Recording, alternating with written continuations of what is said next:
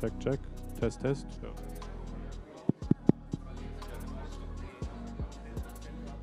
Yes, good morning. So I think it's about time to start. Yeah, first of all, a warm welcome. I'm happy that you are here and that you can enjoy this nice view. And my name is Oliver Benson. I'm from the physics department, from the Institute of Physics at the Humboldt University. And I have the pleasure, together with my colleagues Thomas Elsässer from Max Born Institute and also from the Institute of Physics, and with Stefan Jorda from the Heraeus Foundation, we have the pleasure to guide you through this event of the Heraeus Symposium on Breakthroughs. You've read the program, I guess, and I'm very much looking forward to exciting presentation pitch talks that we are going to have by renowned researchers. We also have presentations from young researchers, and then later there's maybe the most interactive part, which is the speaker's corner, how we call it, and we will explain how this works later, so don't panic, we will explain everything. The most important thing maybe, and the idea of this symposium is interaction, to be interactive, in particular also for the young researchers. So don't be shy, ask questions, participate in the discussions. So this is a chance for you to talk to the experts and maybe do networking and just be active. So that's maybe our main message, I think, for the symposium today. Then I believe we are ready to start, Thomas? Yeah, okay. And maybe you can say a few words and then we can start. Okay, thank you. Good morning also from my side. I'm Thomas Elsässer from the Max Born Institute. So when you look at the program, you find out that we tried hard to maximize the information per unit time.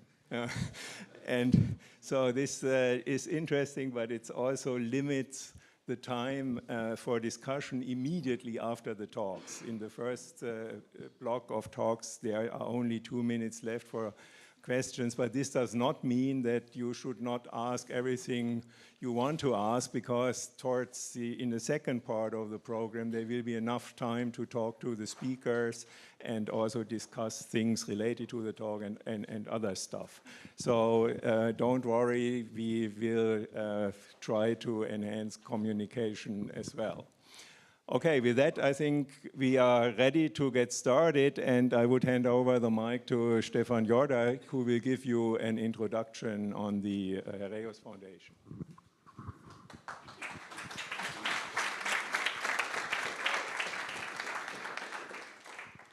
So good morning, everyone, and also warm welcome on behalf of the Wilhelm Heraeus Foundation to this seminar here, to this symposium. I'm pretty sure that many of you have already attended events, workshops, seminars, whatever, sponsored by us. But for those who haven't, it's a pleasure to say a few words about the foundation. So first of all, oh yeah, that's me. First of all, who were our founders? Wilhelm Heraeus, he was born 1900. He studied physics and mathematics in Bonn, Göttingen, and Munich. And then he moved to the University of Frankfurt, where he completed his PhD in physics in 1923, at the age of 23, which was not uncommon at that time. In his CV, he writes that his advisors were Herr Geheimrat Wachsmuth and Herr Professor Gerlach. So this is, of course, Walter Gerlach, who is best known today for the famous experiment together with Otto Stern, which was performed in Frankfurt just a year before, in 1922. So these were the exciting years where quantum mechanics was developed, but Wilhelm Heraeus decided to leave academia, and he entered the company his grandfather has founded in 1851, a company which still is a family-owned company, which still exists, and it's still family-owned.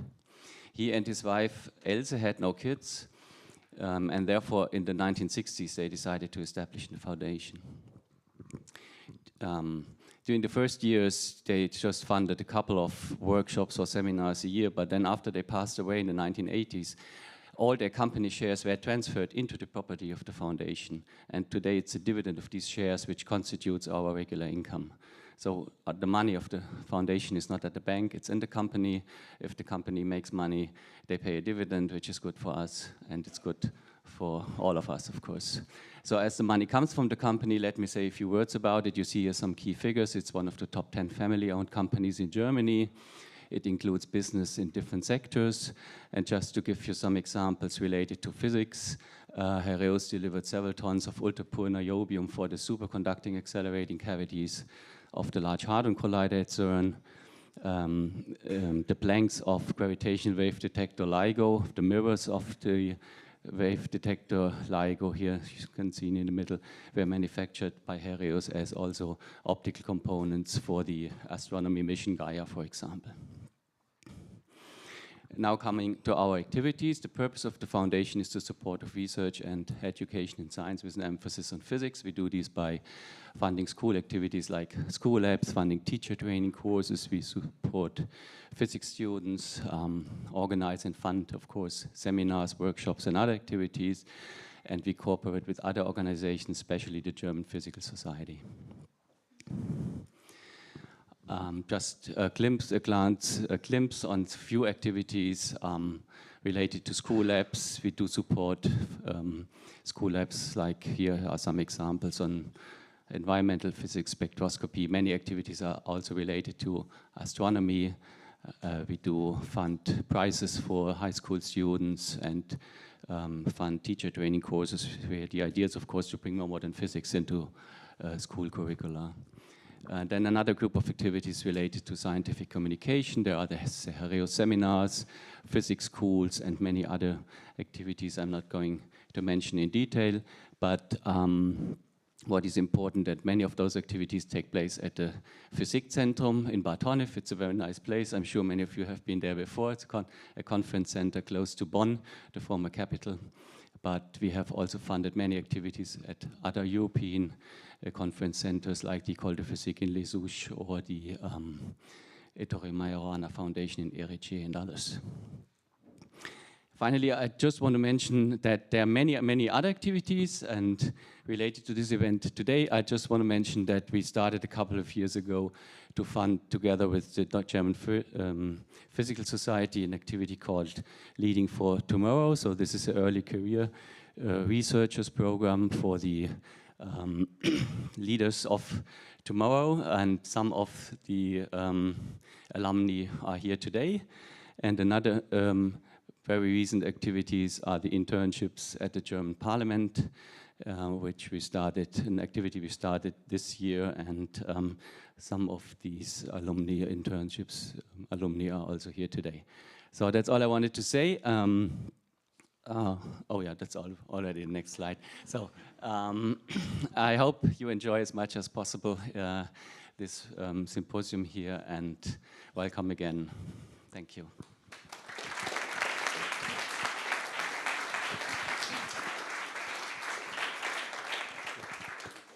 Okay. Yeah, thank you very much. So we can start now with the first section of our symposium.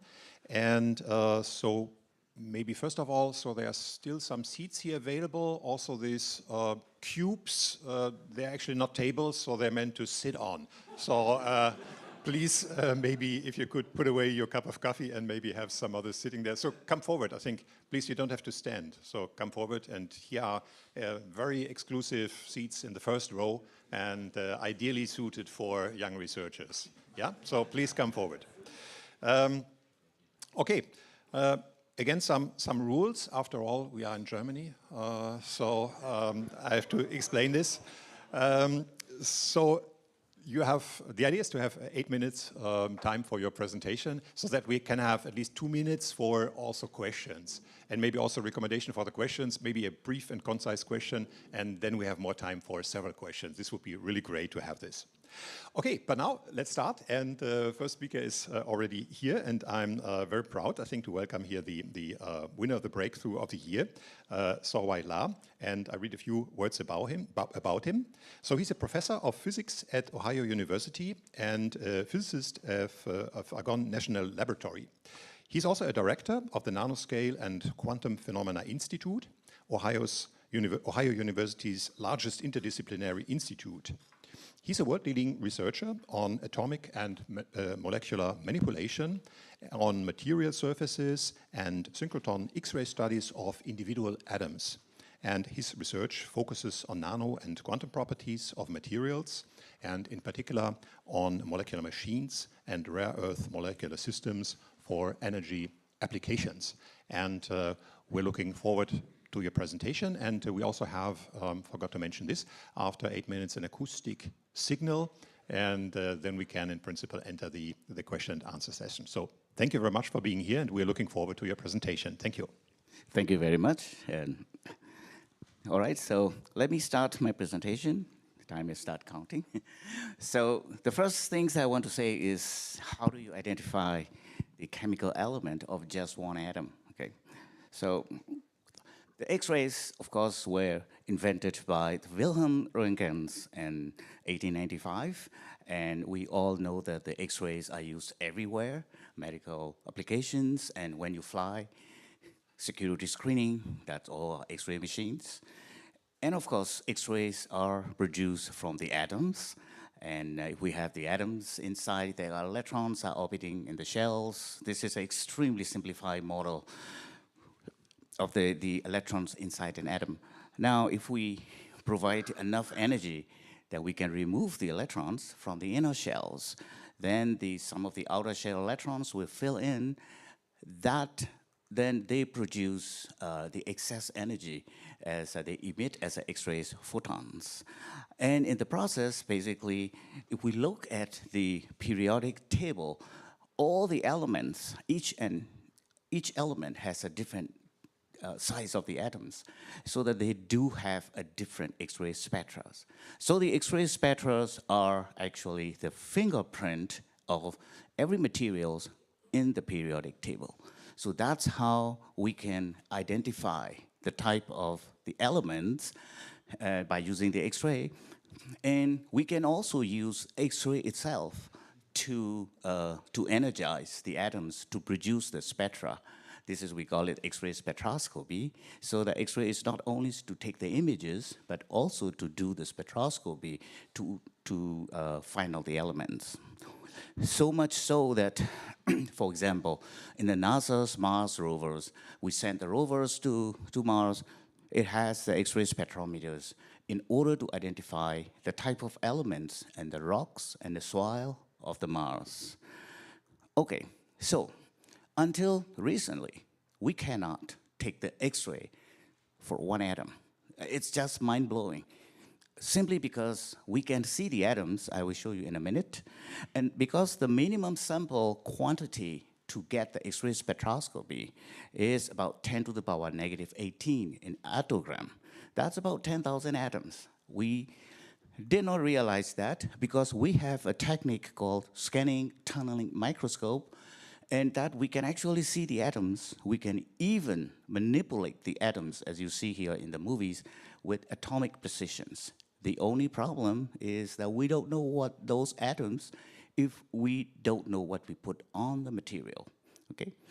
So the idea is to combine these two techniques. This is not a new idea. It has been started many years ago since I was a postdoc. And this idea is that if we combine it with the synchrotron X-ray, for example, and we shine that X-ray to the junction of the STM tip, we can excite the materials with the X-ray excited electrons, and we can basically get the tunneling, the current. We call it X-ray excited tunneling. In this process, when we excite the core level electrons, we can excite them when the X-ray energy matches the excitation energy, we can move them to the states between the unoccupied states, or some of them will be ejected. And the electrons that move to the unoccupied states can tunnel to the tip. So the strategy is following. If we want to measure for one atom, we need to isolate the atom just to prove it, right? So we use a molecular hose and we inserted the atom. In this case, it's an iron atom. And then we are going to shine with the X-ray to excite that iron atom. And then we are going to collect the X-ray excited tunneling current. from that particular atom and prove it that we can detect. So we choose a large molecule that's shown here. It looks like a necklace. It's about 5 nanometer in diameter. There is only one iron atom in this molecule. The rest are hydrocarbons and ruthenium atoms, 6 ruthenium atoms. So we are going to find out that we are going to show that we can detect. So what we do, we deposited these molecules on gold substrate, and then, of course, we shine with the X-ray, and we collect X-ray excited tunneling current locally. The nice thing about tunneling is it's atomically sensitive for the position, and I'm going to show in a minute. So when we position the SDM tip at the location of the center of the ring, we know that there is no iron atom for sure, and we did not get any signal. This is the noise, okay? And when we position the SDM tip right above the iron atom, now we can clearly see the signature of the iron. What you see, that 2 little mountains are the signature, fingerprint of the iron atom. Just for a comparison from the Wikipedia, I borrow. And these 2 high mountains are actually iron signature. And why these are 2? Because we are exciting the p electrons, core level, 2p 3 by 2 and 2p half. Those electrons we are putting, those 2 states produce 2 peaks. Okay, now we can see the atoms. We can identify individual atoms. Can we also tell the chemical state? Chemical states are important. For example, iron can be iron 2, 3, or 4. It's iron 2, 3, and 4 depends on number of electrons that we remove from the iron. And they are very different in the reactivity, and then it's very important for applications. In fact, we can identify, in this case, this is the iron 2. How do we identify? These little peaks I label 1, 2, 3, 4, 5, 6. Those are called near-edge X-ray absorption fine structures. From that, we can tell the type of the chemical state. Not only that, there is one state is missing here. I show with a little red arrow. And from that, the reason here is because the molecular orbitals of 1, 2, 3, 5, and 6 orbitals are located vertical, and so that they can tunnel, but number 4 is located parallel, as shown at the base.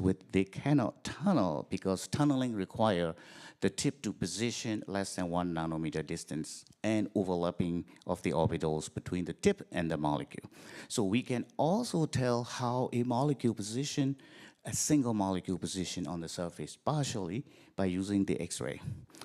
Now this is to show how precise that we can measure. So inside a molecule, we have now 2 terbium atoms, 1.4 nanometer apart. Now what we did, we just positioned the SDM tip at 10 locations, and we took the spectra. Only number 2 and number 9 should show the spectra of terbium. The rest should not show because there is no terbium there, only hydrocarbons. As you see in the spectra, we have number 2 and number 9 show the terbium. And final slides, we can also detect at the room temperature now at the single atom. Here we show that we have detected the lanthanum atoms we can find in the mixed film. Okay, so my time is up, and the work was done at Argonne National Lab, as shown here, as the advanced photon cells, and these are my colleagues also who have contributed. Okay, thank you for your attention.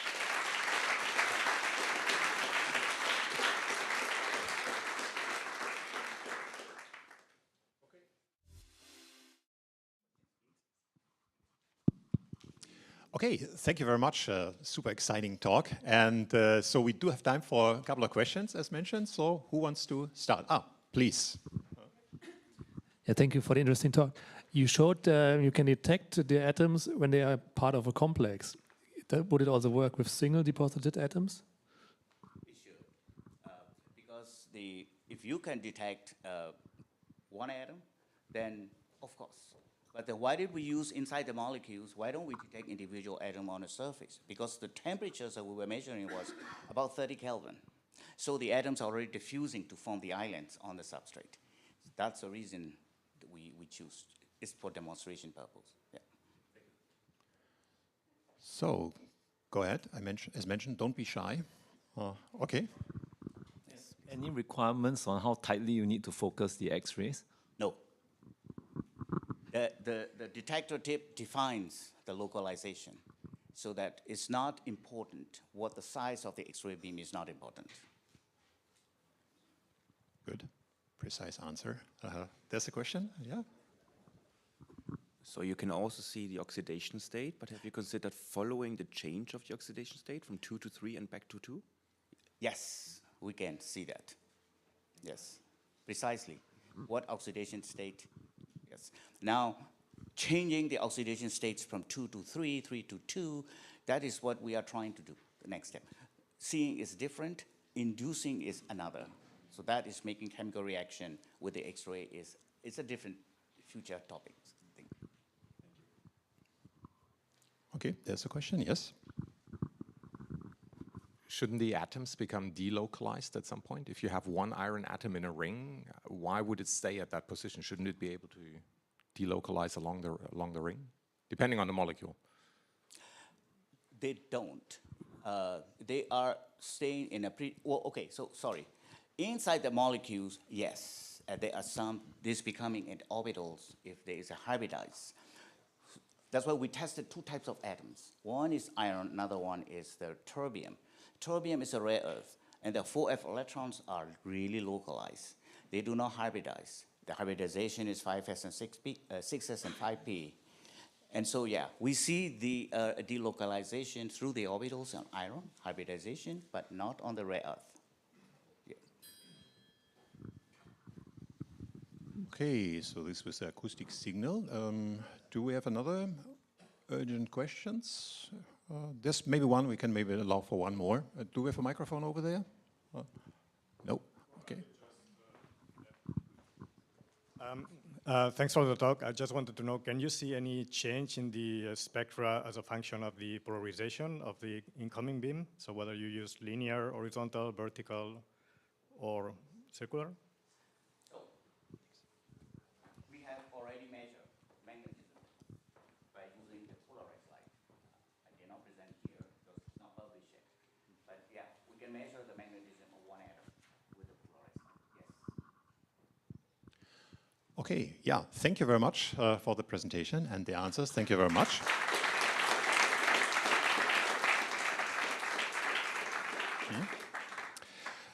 Okay, so we move on to our next speaker.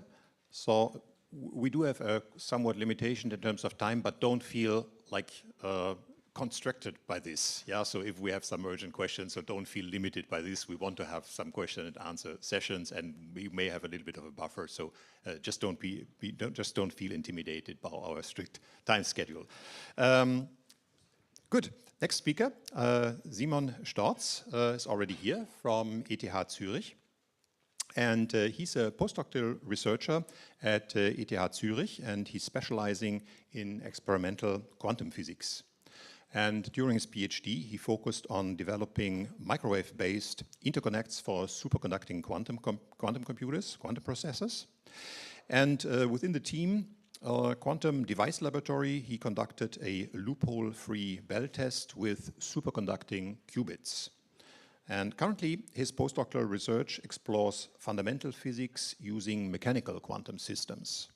And so I also have, on the private note, beyond his scientific pursuits, Simon is a passionate freelance radio journalist and an enthusiastic app developer. Okay, so we're looking forward to your presentation and yeah, learn something about superconducting qubits. Thank you very much. Good morning, everyone. I'm excited to be here and share research we have done in the last few years in the era of a new paradigm of computing, quantum computing. So before I come to the actual project that we have been nominated for, let me walk you through a few slides of why we're interested in quantum computing for the non-experts here in the audience. I would say there's three big reasons why we're looking into building quantum computers. The first one is simulations. So for many of current technological advancements, it is key to understand really well processes on an atomic and molecular level, for instance, for the development of new drugs or materials. However, simulating them on classical computers can become very impractical because of their complexity. So certain calculations can take up to millions of years to complete. Now, quantum computers can, at least in theory, offer a more natural way of simulating these processes, because we would simulate them on an inherently quantum system and thereby a significant speed up. We also expect to see a speed up when it comes to optimizing large data sets, which is, of course, also critical in our current data-driven world. And quantum computers are also interesting for cryptography reasons. First of all, they are a threat to current everyday life encryption schemes. But on the other hand, they offer new types of encrypting data based on fundamental principles of quantum mechanics. So these are three of the reasons why we are interested in quantum computing, optimizing big data, simulating atomic scale physics, and cryptography. Now, what's the difference between a classical and a quantum computer? Well, in a classical computer, you store information in the state of a transistor. So you apply a certain voltage, this encodes a bit, 0 or a 1. Whereas in a quantum computer, you encode information in the state of a quantum system. So a system that behaves according to the rules of quantum mechanics, for instance, a single atom. In the quantum world, I know many of you know about these effects. There's a number of counterintuitive features that we can make use of for information processing applications. One is superposition. So quantum systems can be in multiple states at the same time, so in 0 and in 1 simultaneously. And loosely speaking, you can think of this as being a research for parallelization of computations. Second, there's the phenomenon of entanglement, which allows us to couple two quantum systems in a way so that they behave like perfect twins, which means that if I perform an operation on one part of the system, on one of these systems, the state of the other system will be adjusted immediately, even though the other system might be far away, for instance, on the moon. And this can also be used as a resource for quantum computing. There's a number of interesting platforms to encode quantum information. And the platform of our choice, and one of the leading ones for building large-scale systems, is superconducting circuits, which is information encoded in tiny, tiny electrical circuits. Here I'm showing a simplified circuit diagram in the middle and a microscope picture on the right, where you see that these systems are on the length scales of micrometers.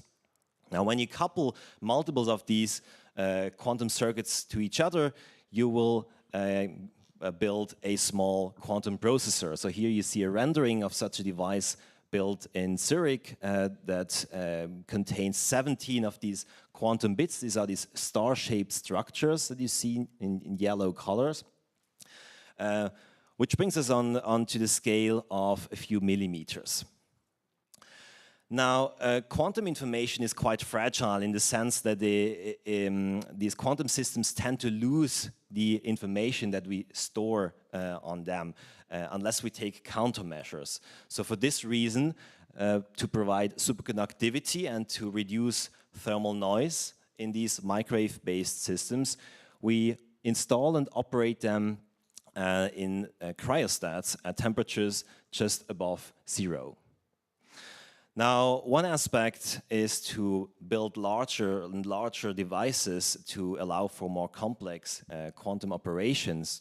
But another interesting question that we have been following for a number of years is, well, how can we connect to remote superconducting circuit processors? Because of the microwave nature of this light, we cannot just take a standard USB cable or so, or an optical fiber, and connect them between the two devices, because this would induce so much thermal noise that would basically kill our applications. So you could see this as a relevant question also in when you have a vision of future large-scale supercomputer centers that may operate several quantum computers in individual cryostats, and you might want to connect them to local area networks. So in our laboratory at ETH in Zurich, we have built such a prototype system. It is a 30-meter-long cryogenic quantum link between two cryostats, A and B, at the two nodes, and each of these cryostats houses a superconducting circuit device. Let's have a look inside. So this system is composed of different layers that serve the purpose of cooling the central element, a microwave waveguide that you can think of as a cable, essentially, that connects the two quantum devices. And now this allows us to send quantum information in the form of a single microwave photon from one node to the other, and thereby establish quantum communication. And the goal is to do this at a low temperature, so we cool the system below 50 millikelvin to ensure sort of the quantumness of this interaction. We have also engineered the system to be scalable to tens of meters for the purpose of local area microwave networks. Here's how this looks in our laboratory. Here we're flying along this quantum link. We have started at the first node. Here we're reaching the center. And here in the back, you see the second node, this white cryostat hanging from the ceiling. On this system, we have successfully transferred quantum information between two remote superconducting circuits. And if you remember the first few slides of my talk, we have also successfully entangled the two quantum circuits so that they behave as perfect twins, even though they are rather far apart. And with that, we have built the basic building blocks for local area networks with microwave-based quantum information processing systems. And this is interesting for a number of reasons. For any type of application that requires quantum communication between two nodes, for instance, distributed quantum computing, and as we have shown last year also for fundamental physics research, where you make use of the fact that you have two entangled quantum systems at a large physical separation. I'm grateful to have been part of a very good team at ETH in Zurich under the lead of Andreas Wallraff, who's also here today. Thank you for your attention.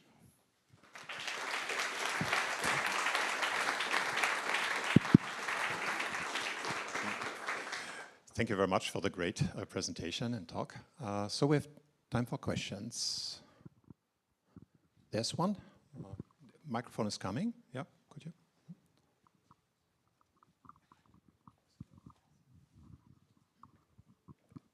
Is there a way also to get from the microwave regime to the optical regime to later bridge larger distances? Yes, exactly. This is also a big field of research that will eventually happen, I hope so, but we're not there yet. It turns out to be very challenging for a number of reasons to bridge 5 orders of magnitude in energy. We have more questions over there. Yeah. What's the error rate and how do you correct errors? Yeah, good question. So if you talk about fidelities, we can entangle these two quantum circuits with fidelities on the order of 85%. And you can envision schemes of actively correcting them through heralding protocols or similar types of error correcting mechanisms. There was another question. Yeah. Can you explain a bit more what you mean by entangling the two circuits? Entangling means that the two systems are correlated in a fashion so that we cannot describe them by individual systems anymore, essentially. So they are coupled in a way that if I look at the first system in a certain manner, the state of the other system will immediately follow. This is not so intuitive to explain in classical terms. No, yeah, I understand the we can term of discuss entanglement, but it's usually between particles and the correlation between particles that you find. But I'm not sure how I understand with circuits. So or what properties maybe are entangled, right? What degrees of freedom are entangled? Maybe are you asking this about the circuits? The degrees of the... I see. Yes, the quantum degrees of freedom that are entangled. Also, it's a bit more complex, but loosely speaking, it's electrons, the number of electrons tunneling through a insulating barrier in this junction, and also the flux flowing through this junction. But I'm happy to explain you more afterwards. Okay. I see no more questions at the moment. Then let's thank the speaker again. Thank you very much.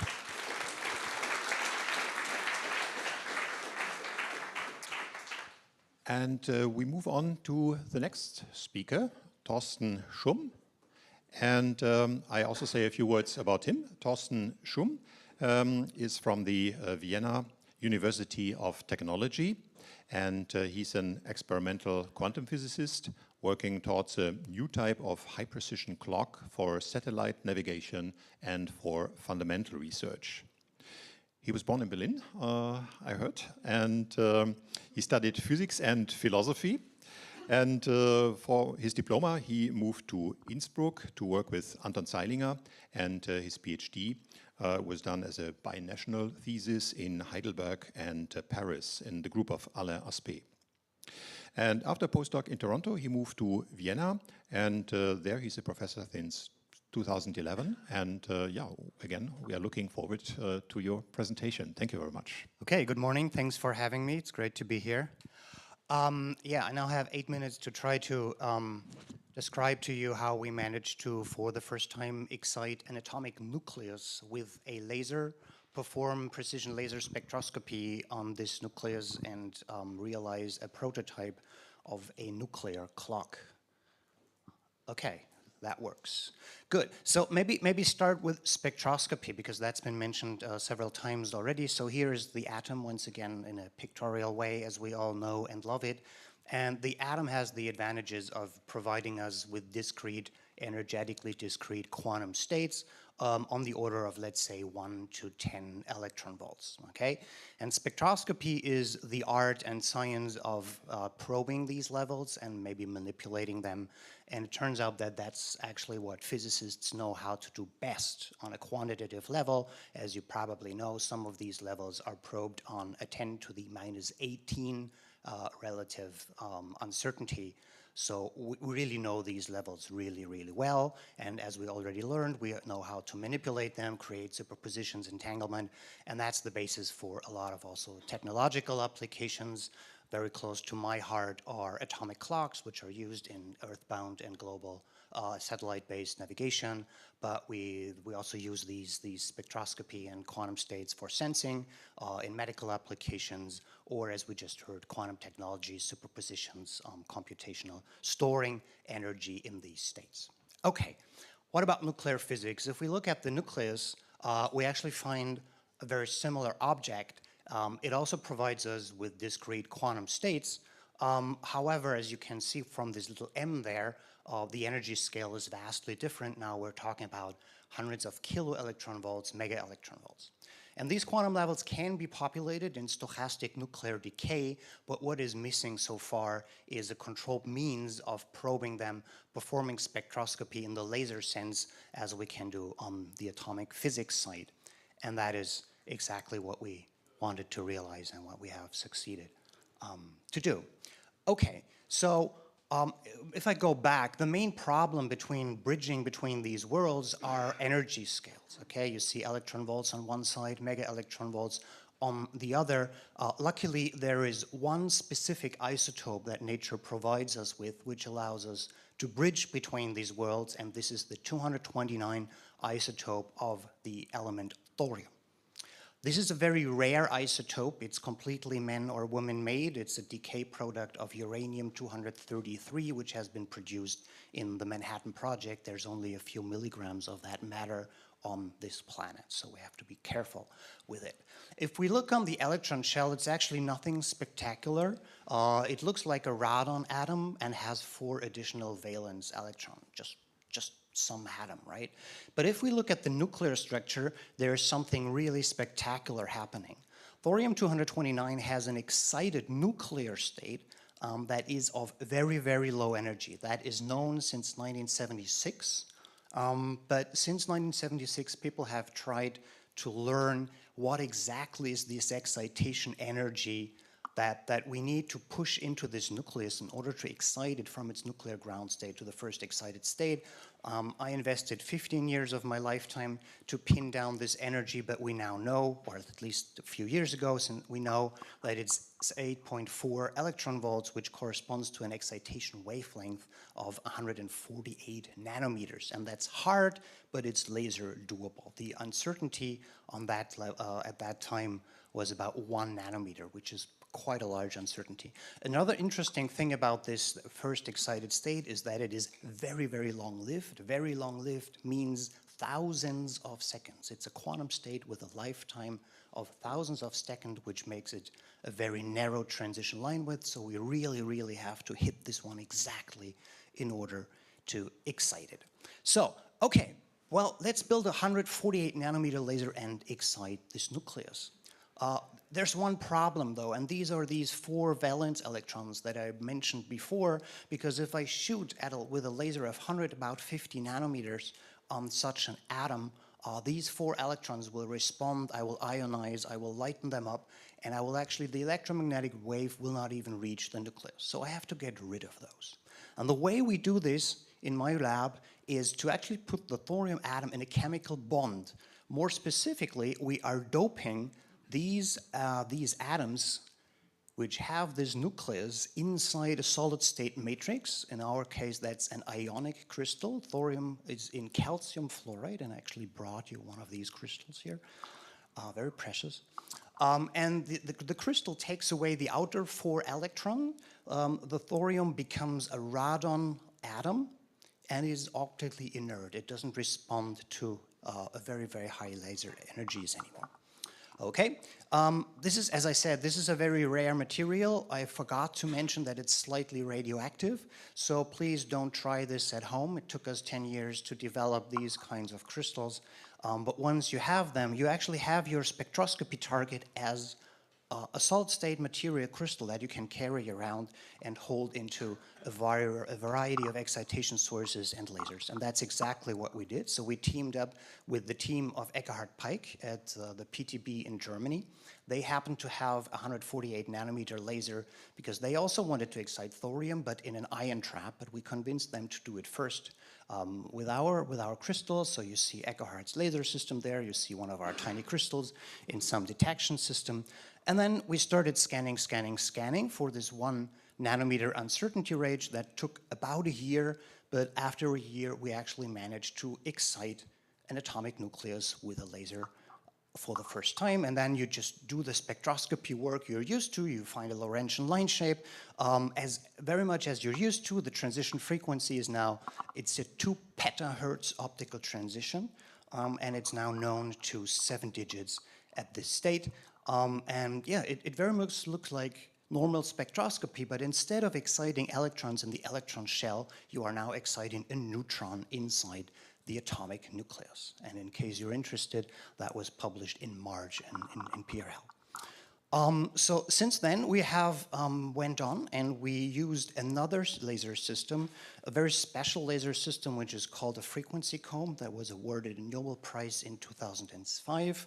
And that's the frequency comb of Jun Yi at Jilla, who's going to be there on Saturday, I think. Oh, on Friday, tomorrow.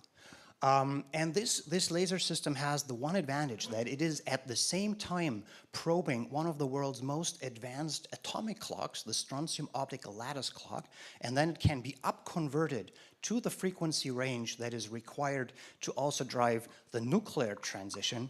And we use this laser system to be a much, much finer resolution spectroscopy of this nucleus, you now see a number down there which has 12 digits. So that's nuclear precision spectroscopy on 12 digits. And we actually resolved a fine structure, which is the hyperfine equivalent. It's the quadrupole structure that the nucleus develops when it's inside the crystal. And this substructure provides us with important information about how the ellipticity of this nucleus changes when the nucleus goes from the ground state to the first excited state. And that's very exciting because it allows us to determine how sensitive this nuclear transition is for variations of fine structure constant and variations of the strong force interaction constant. And once again, you want to read more about this. That's been published in September. All right, and I think I heard the gong, so I think maybe I should stop at that moment.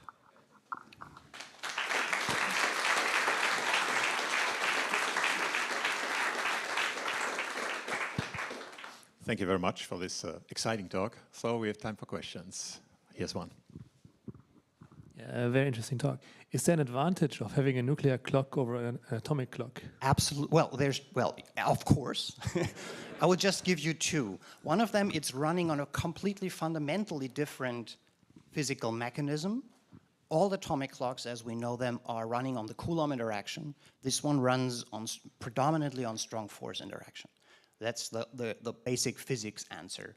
The non-basic, the application answer is this. I can do really nasty things to this transition and still have it a narrow, robust clock transition. And when I mean nasty thing, I mean room temperature solid state. Okay. Yeah, Thomas? So regarding the physics of this kind of low energy excitation, is it understood from the viewpoint of nuclear physics why this transition has such a low energy?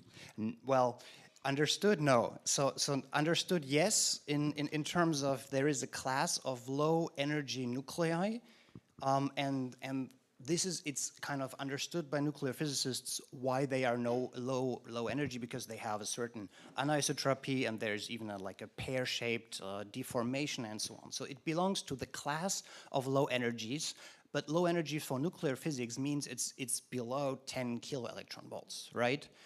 Why this one is the only one that we know of that is within reach, let's say, of current laser technology, which maybe stops at 1020 eV.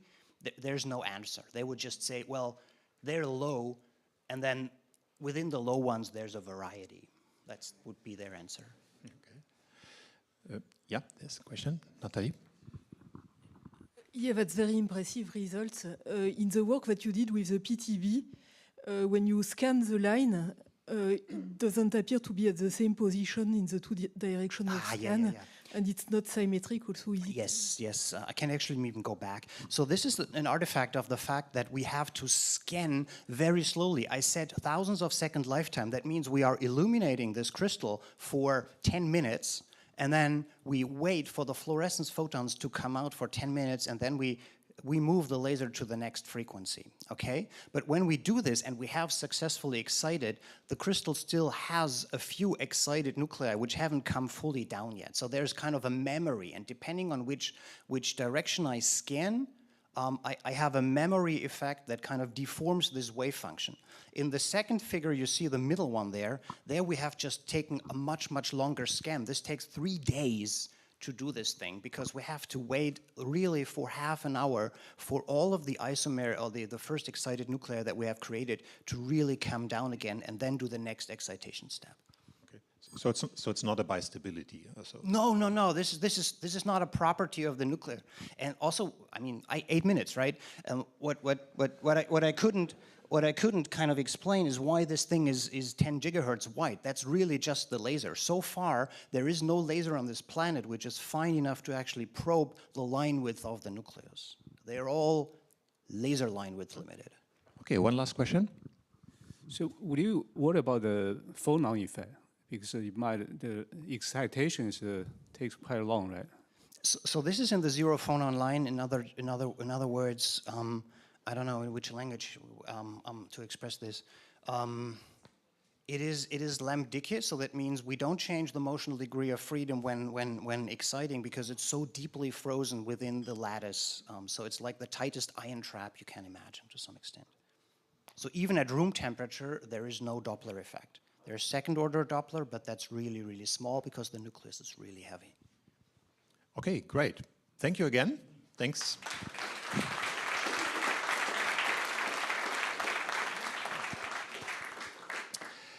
And we move on to the next speaker. So the next speaker is Ewald de Hagen. Do I pronounce this correctly? Okay.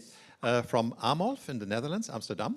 And he's a group leader of the Photonic Forces Group at Amolf and a part-time professor in the Department of Applied Physics and Science Education at Eindhoven University of Technology.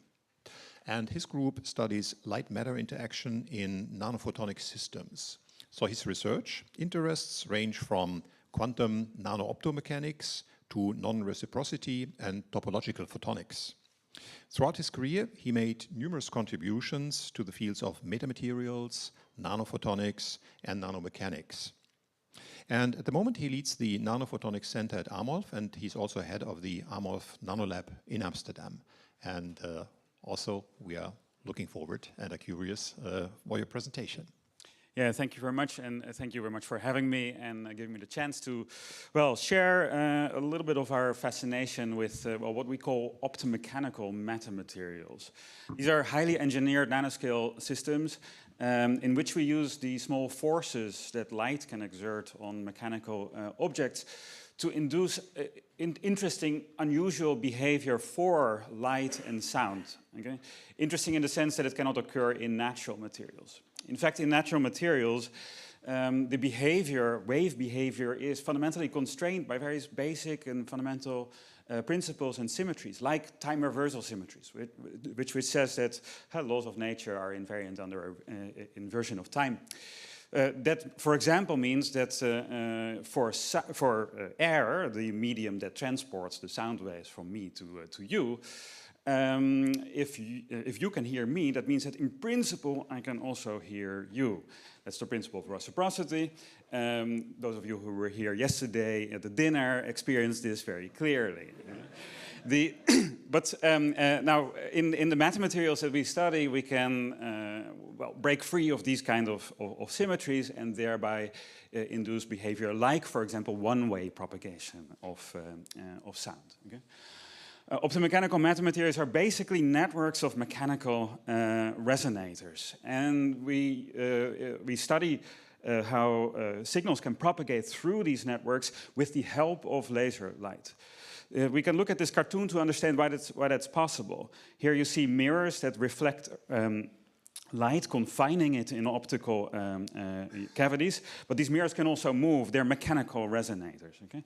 And if the first one actually moves, it can change the light intensity in that first cavity a bit, and because the light in that cavity, when it reflects off of that second mirror, exerts a force on that changed intensity can actually actuate that second mirror, and like that a signal can basically propagate through this array with the help of the laser light, because it only does so when the light is excited in these cavities.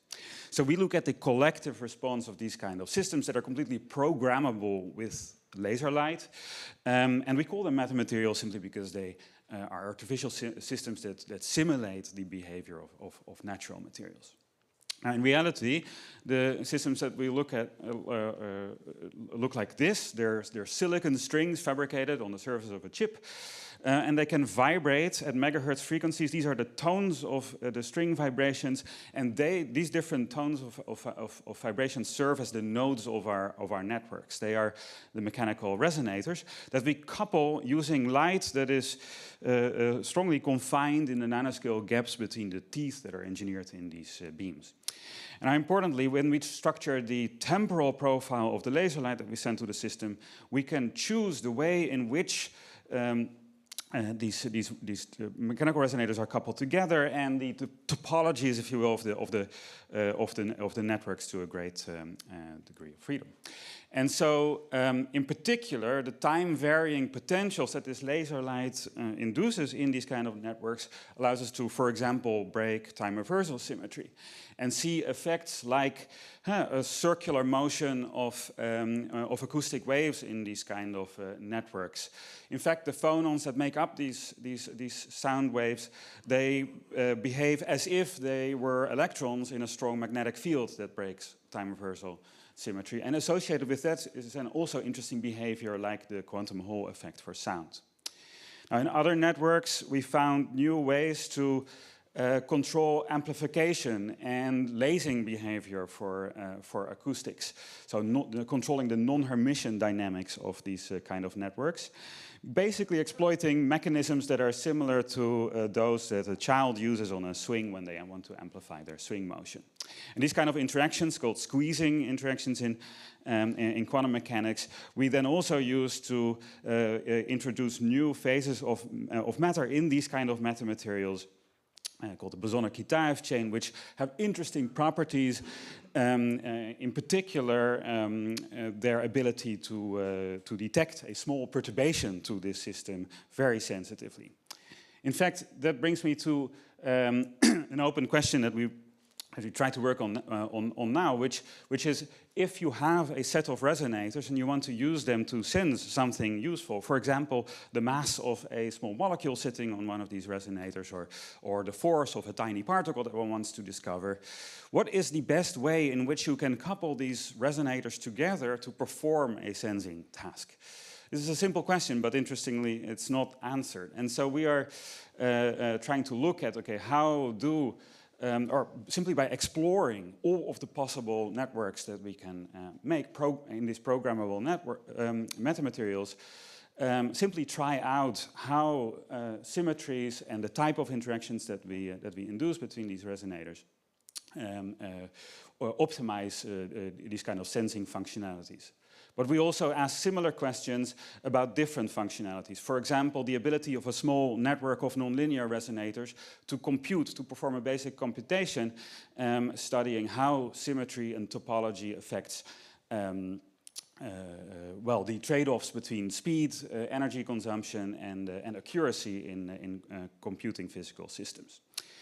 At the quantum level, we want to know how the controlled breaking of symmetries can be used to efficiently route and process quantum information.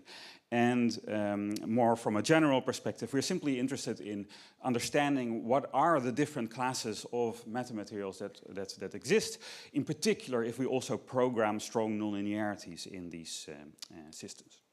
Now, as you may have recognized, many of the questions that we ask are very basic and fundamental, and I like that because this kind of open exploration allows, in my perspective, for interesting findings and new discoveries. At the same time, in my group, I'm really excited to work on these kind of directions in conjunction with technological development. In fact, these nanomechanical resonators that we use as a platform are already pursued for many applications.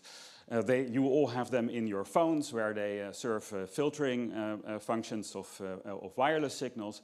They can be fantastic sensors of useful things like small accelerations, forces, or masses of molecules in medical or in industrial contexts. They're being explored as quantum interfaces, converting the quantum information in quantum computers to photons, we heard about this already, via mechanical resonators to link quantum computers together in the future. And all of this is also spurred by technological and material developments. For example, creating extremely highly coherent mechanical resonators, like the one that the last speaker, Niels Engelsen, in this session also exploits. So against this backdrop, we're really excited to explore the basics of and push the boundaries of how we can manipulate both light and sound in physical systems. I want to close by really thanking my team, past and present. A big shout out to Jesse Slim and Javier Del Pino, who were at the foundations of much of the work that I mentioned, my collaborators, funding agencies, and of course you for your attention.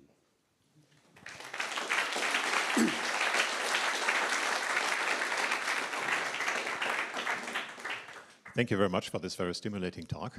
So, questions, please.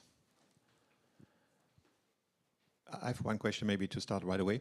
So sometimes also these coupled nonlinear optical resonators are used maybe as a unit for neural networks, and there's also the idea maybe to combine with some quantum features. So is there any maybe connection to that? Yeah, that's a great question. So, and in fact, we're working on something like that. Now, I should say that the kind of speeds at which the resonators that we work with are relatively low compared to photonic resonators, because they are basically operating at megahertz frequencies. So, to say that it is a really efficient, that it could be a really efficient system, maybe not. However, we find that the degree of controllability that we have, and the fact that we can basically program any Hamiltonian in this system means that we can ask some very basic questions. For example, how does the breaking of symmetry affect computation in networks of nonlinear resonators that work basically as reservoir computers or as neural networks, if you will? Okay, thank you. So we have time for more questions. Don't get tired. We have a coffee break later. Okay, I see no more questions at the moment. And as mentioned, I think also coffee breaks and later on are the places maybe where to ask also questions if you are too shy at the moment, or maybe if some questions come up later. Okay, then let's thank the speaker again. Thank you very much. And we move on to our next presentation given by Liangji Wang.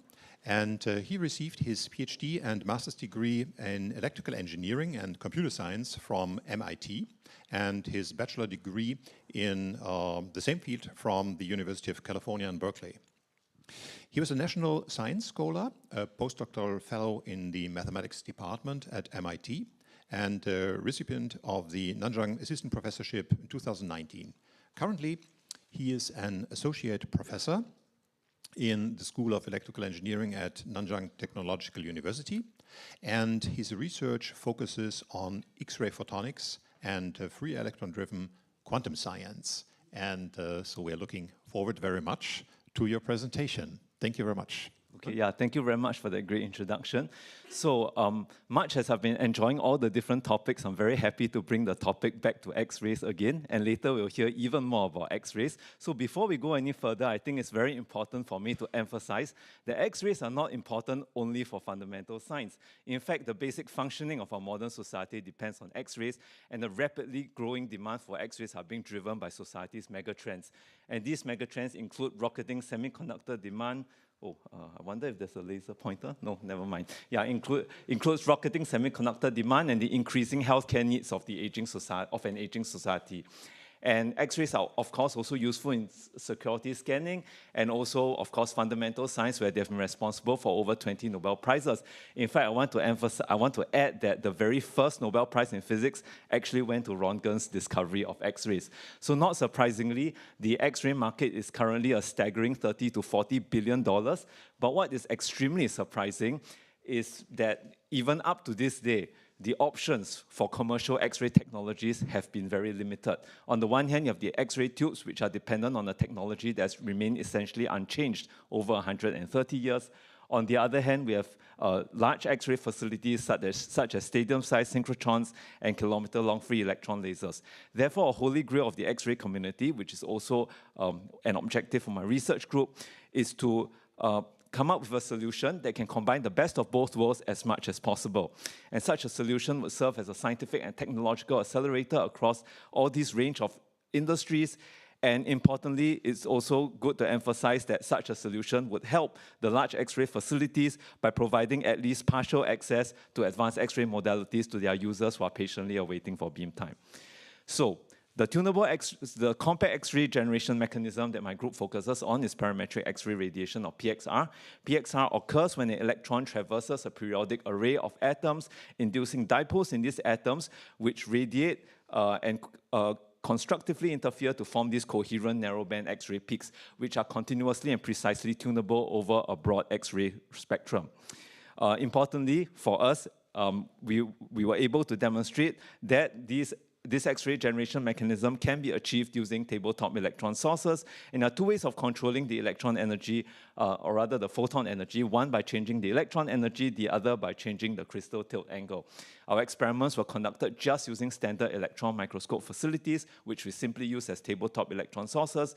Here is an experimental diagram showing how we are able to precisely and continuously control the location of the X-ray peaks. And I want to emphasize that the only reason why the X-ray peaks appear so broad is because of the 100 eV spectral resolution of our X-ray detector. Now, I want to call your attention to a third degree of freedom for our tunable X-ray source, which is the ability to customize the X-ray spectra via atomic design. Now, the ability to design materials on the atomic scale is surely one of the greatest achievements in 21st century science, and it is perhaps best embodied by van der Waals heterostructures. And we decided to make a van der Waals heterostructure of our own just as a proof of concept. We sent electrons through it, we measured the outgoing X-rays, and indeed we were able to construct a so-called customized X-ray source which featured two peaks. One peak corresponds to the graphite peak, the other peak corresponds to the MOS2 peak. We are able to add more peaks by adding more materials. We are able to control the spacing between these peaks by changing materials. We can tune these peaks in concert by varying electron energy or the tilt angle, and we are even able to vary the relative intensities of these peaks. So, bottom line takeaway is that the ability to perform atomic design in this century basically opens the doors to future X-ray sources which are not only highly tunable, but also highly customizable in their X-ray spectra. So moving swiftly on, as we continued our studies of our compact tunable X-ray mechanism, it became increasingly clear to us that we were venturing into an unprecedented realm of electron-photon interactions. And the reason I say that is because we are starting to experimentally measure X-ray signals whose photon energies differed substantially from what we predicted using classical theory. It occurred to us that the only reason could be that the electron was deflecting upon emission of a photon due to the particle nature of light, and this type of phenomenon known as quantum recoil had in fact already been theoretically predicted as early as 1940 by physics Nobel laureate Vitaly Ginzburg, but it had not been experimentally demonstrated, so we thought to ourselves, why not let's try to use our platform to experimentally demonstrate it. So what we did was we measured two X-ray peaks, the second harmonic and the fourth harmonic. Why did we do that? That's because I wanted to take 2 times the second harmonic minus the fourth harmonic, which should give us about 0, according to classical theory, as you see is indeed the case here. And quantum theory predicts something substantially different. And the fact that our experimental measurements favored the quantum predictions well over the classical predictions showed us quite conclusively that indeed we have managed to successfully demonstrate quantum recoil. Let me now zoom in into one of these peaks so that you can see what the spectrum looks like. The photon energy shift due to quantum recoil that we measure is about 3%, but that's only because of experimental limitations, namely, our observation angle was fixed. In fact, photon energy shifts as much as 100% are possible just using tabletop electron sources. This means that our tunable tabletop X-ray source also doubles as a platform for room temperature quantum science.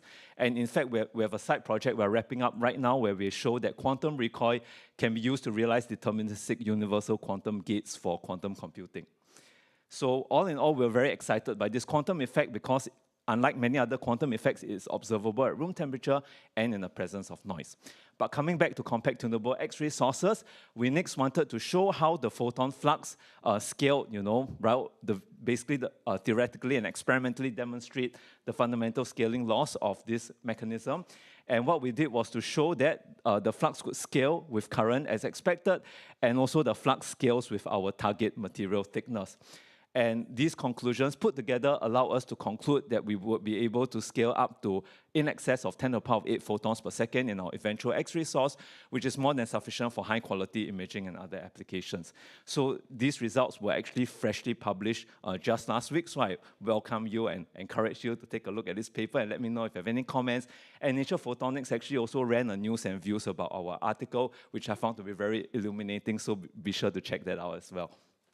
Okay, so in conclusion, I've talked about how we can achieve continuously tunable X-rays via PXR, how we can use van der Waals heterostructures to shape the spectrum of our outgoing X-rays, the quantum nature of our X-ray generation process, how we have measured the fundamental scaling laws of our X-rays, and I hope you will join me in staying tuned for our upcoming experiments on using our source to realize hyperspectral X-ray imaging. We have a bunch of patents filed. We even have one of the patents already licensed, just a very small license, and we have attracted a lot of interest from companies such as AMD, which are interested in using our X-ray source to do failure analysis imaging for their semiconductor chips. So before I end, I would like to thank my very hardworking and talented research team, the generous support of my funding agencies. Actually, I'm very happy to announce that this year we're really fortunate to secure more than $10 million of research funding. So we have a whole bunch of research openings right now. If you're someone who is very talented in physics and mathematics, please feel free to reach out, or let your friends know. And last but not least, thank you so much for your kind attention.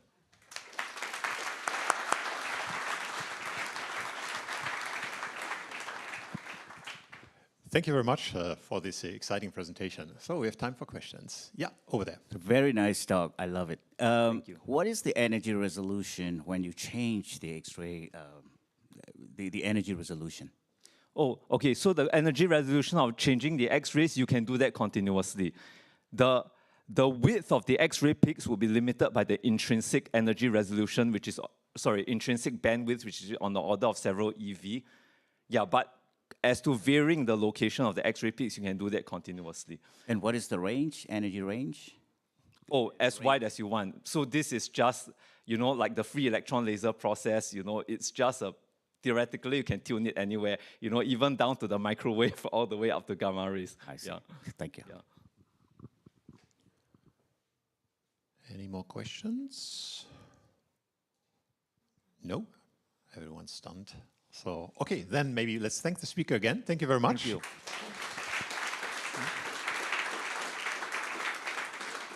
And I hand over to Thomas. Okay, thanks, Oliver. So our next speaker will be Richard Town.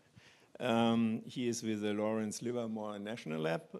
Richard got his PhD with Imperial in London, and he joined the Lawrence Livermore in 2002. His position is an Associate Program Director for Inertial Confinement Fusion Science, and he is coordinating a rather broad program which includes experiments, theory, simulation, and which is absolutely necessary to make progress towards the final goal, and the final goal is higher yields at NIF. Please. Okay, thank you. Yep, so I'm here to talk to you today about breaking the wall to fusion target gain greater than 1. And that's using fusion power and fusion ignition. So what is fusion? So basically, we compress deuterium and tritium, which is shown on the left-hand side there, cram it together and generate a helium atom and a neutron. Well, why do we want to do that? When you look at the products, the helium and the neutrons actually weigh less than the inputs, the deuterium and the tritium. And probably the most famous equation in the world, it's on t-shirts around the world, is E equals mc squared. That little tiny difference in mass leads to a big difference in energy, basically because we're multiplying the mass by c squared, which is a really big number. What does that mean? It means that fusion is very energy rich. So shown here is a little half-liter bottle of water, and that's the equivalent of like 1,600 metric tons of coal. For me, that is a Dickop power station, which some people may be familiar with if you live in Britain. That was built in the year that I was born, 1964, came online. It's a big, hulking, great coal power plant. It's now decommissioned. It's gone out of business. Shown not quite on this screen is the Joint European Tourist, just off the top of the picture, which is much more smaller and more compact and cleaner way of generating energy. So why don't we do this? Why haven't we been doing this for years? Well, we've been doing it for a long, long time. Out there somewhere is the sun. That is a fusion power plant. We owe our existence because of fusion power, the sun. But as you can imagine, it is really challenging, and it needs something like the sun to overcome the electrostatic repulsion that comes about because deuterium and tritium, sorry, I'm going to use my hands, which is not a good idea when speaking. The deuterium and tritium, they're both positively charged, and so they repel each other. You have to overcome that electrostatic repulsion before the strong nuclear force can come into play to basically make fusion happen. So we need to generate extreme conditions to overcome that repulsion. So the sun does it by being big, massive, and using gravity confinement. There are two principal approaches that are used in Earth. One is magnetic confinement that I sort of alluded to by saying the Joint European Torus, which is also recently just switched off after decades of operation. That uses magnetic fields to confine a plasma, a hot, low-density gas, to initiate and generate fusion production. What we use at the National Ignition Facility is something called inertial confinement fusion. That's basically, we take that sun, that star, and we bring it down, shrink it down, and make it on Earth. So we use the National Ignition Facility. That's the largest laser energy in the laser in the world to achieve these extreme conditions of hundreds of gigabars of pressure, and very high densities. NIF consists of 192 laser beams, individual laser beams, that deliver in total 2.2 megajoules of laser energy at a peak power of 500 terawatts. So that enormous building, it's like 3 football fields big, is squeezed down into a centimeter target, shown here in an illustration. Basically, the laser comes in from the top and the bottom, 92 beams from the top, 92 beams from the bottom, and this is where the lovely X-rays that we've been talking about all morning come into play. Basically, the laser is absorbed in the gold wall of the whole RAM. It generates X-rays, and just like your microwave oven at home, those X-rays bounce around the cavity, some of which get absorbed by the little diamond capsule. The diamond capsule, by the way, is made by Diamond Materials in Germany.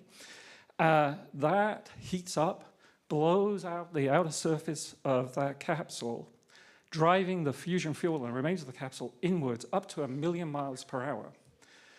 The fuel core then reaches 100 times the density of lead and like 100 million degrees centigrade. If you do it all right, and it took a long time for us to get it right, you basically start the fusion reaction and you propagate that burn wave out through the fusion fuel. It's been a challenge. It's been a 50-year journey. In fact, the first fusion-producing experiments at Livermore took place December 1974, and when we produced about 10 to the 4 neutrons, right? And we've progressed through ever larger lasers, more diagnostics, more computing capabilities, expanded that to model all of this, to get to ignition. So shown here are some of the examples of the diagnostics that we use. We look at the shape of the neutron fusion fuel, that image there at the top there that says hotspot and fuel shape. That is neutrons captured from the burning fuel, as an example. We also use X-ray spectroscopy to look and diagnose the implosion. So many of you know that on December 5th, 2022, we actually achieved target gain for the first time. We got 3.15 megajoules of fusion energy out for 2.05 megajoules delivered. So we got target gain greater than 1 for the first time. We did that again July 30th, 2023, this time getting a little bit more energy out. Our third ignition attempt that we achieved ignition was October 8th. We got 2.4 megajoules of laser energy out for 1.9 megajoules of laser energy in. We're getting more efficient. We then turned NIF up to 11 and delivered 2.2 megajoules and got 3.4 megajoules. And then February of this year, we actually got 5.2 megajoules. That's reaching a target gain greater than 2. So we've broken that wall of ignition. We've got target gain greater than 1. That's unnecessary, but not sufficient, to get fusion power going. We've broken that wall. We now need to move forward and continue to go forward to get to higher gains. The near-term goal is to get to 10 megajoules of fusion output, and the longer-term goal to close an IFE power plant would be to get to like a gain of 15. That doesn't produce net energy, but it means we've generated a self-sustaining reaction fusion power plant. So yesterday, Jürgen asked this question about, science in this sort of politically unstable or changing world, and what does it mean? I think that, science goes beyond national politics. It goes beyond regional politics. It's above all of that, right? We work together to go to these higher ideals, such as getting fusion energy. And I believe that science doesn't build walls, it breaks those walls down, and it builds bridges from those walls. And I want to ask you all to join us as we move to build the bridge to fusion energy, which is a democratic way of getting energy. It's a much easier way, and perhaps we can sort of all work together to deliver this to the planet. Thank you.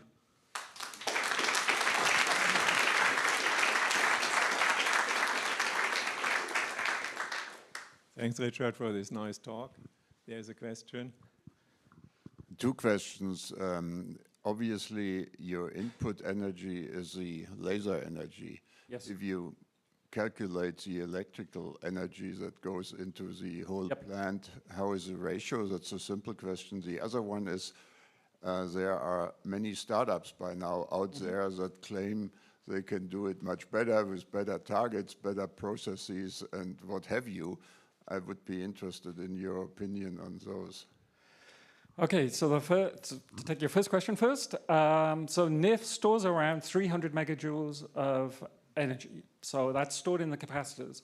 That 300 megajoules of energy is converted into 2.2-ish megajoules of laser energy. That's pretty inefficient. There are already well-known techniques where we can improve that efficiency. In fact, there are several private companies whose goal really is to get, I would say, facility gain greater than 1. Now, I should say, NIF wasn't designed to be energy producing, right? It was designed as a scientific test bed to prove the principle that we can get ignition, we can get target gain greater than 1, and we can propagate a burning plasma, which we've now demonstrated. That's goal 1, right? Now we can work to make it more efficient. Yeah, there are many fusion startup companies that are looking at different concepts to improve like the efficiency and look at different designs. I think we're at this point that we need to look and explore multiple options, right? Such as direct drive rather than the indirect drive approach that we use here, looking at pulse power, for example. So, does that answer your question? Not really. Oh, well. Maybe you can continue later in the break. Are there other questions? Here's a question, quick question, please. So for your reaction, you use tritium as a fuel. Mm-hmm. As opposed to tokamak, you're not breeding any tritium. So you're, if I understand correctly, you're reliant on tritium supply from outside. Yes. Is that feasible for the future? For these scientific experiments, yes. For longer term, you'd actually have a lithium blanket, which would then breed and self-create the tritium. Yeah. Yeah. Okay, I think in the interest of time, we should move on. Please ask him later. So thanks, Richard, again.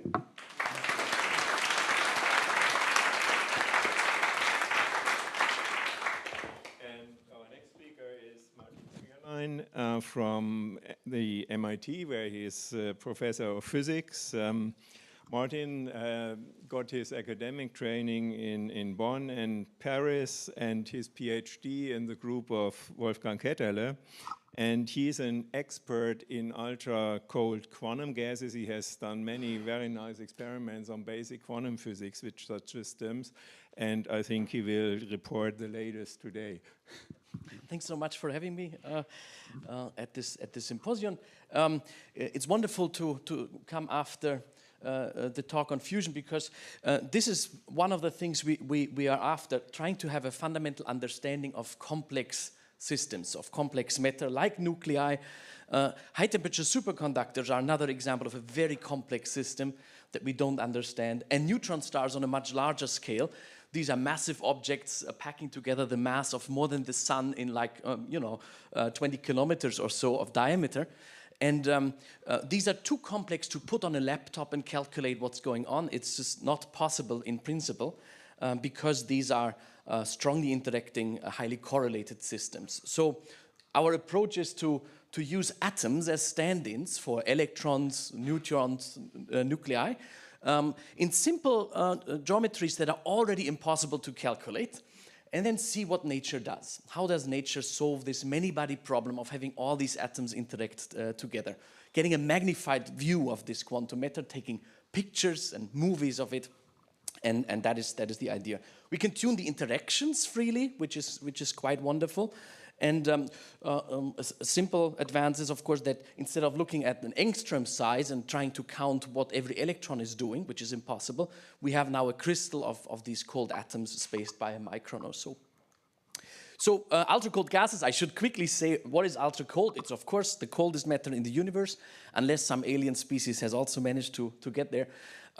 As physicists, you know, we don't use the temperature of a dead horse under a full moon to define our temperature, but the Kelvin scale, where 0 means we are out of any energy, any kinetic energy. So the question is, how cold is ultra cold? We live at nano-Kelvin, so more than 1 million times colder than interstellar space. And what happens at these low temperatures? Well, atoms slow down, they become slow. And you might think that sounds a bit boring, but actually what happens is at these low temperatures, they start to move in unison. It's very, very nice. Like, you know, at high temperatures, you think of these atoms as playing all the keys of a piano like crazy, and it sounds very awful. But at low temperatures, you have the lowest key only sounding beautifully. So what happens is, at low temperatures, we have to think quantum mechanics. De Broglie taught us the smaller the velocity of a particle, the lower energy these particles are, the longer their wavelength. That's also true for light. So that's one thing that happens. And Heisenberg gave a different picture of this and saying, the better I know how fast these atoms are, the worse I know where they actually are. They start to delocalize. And so instead of a picture of billiard balls in this room running around as the particles in the air, we should picture them as little waves that at high temperatures, you don't have to worry about it so much. But as the temperature cools of this gas, we know less and less well where each particle is. The uncertainty starts to spread. And now we get an identity crisis. We no longer know where is every atom. Am I here? Am I there? Am I with you? I don't know. And so now we have to learn one thing, how nature copes with this problem. And there are only 2 particles that you actually need to know about, fermions and bosons. That's the thing. And actually the fermions are these very antisocial particles that are doing their own thing. This guy is like spying on the others. This guy, I don't know, this guy is listening to music. This guy is Pauli blocking himself for the experts. Very antisocial. We have the bosons. They're very sociable particles. They love to form a party, help each other into the ground state. That's called bosonic stimulation.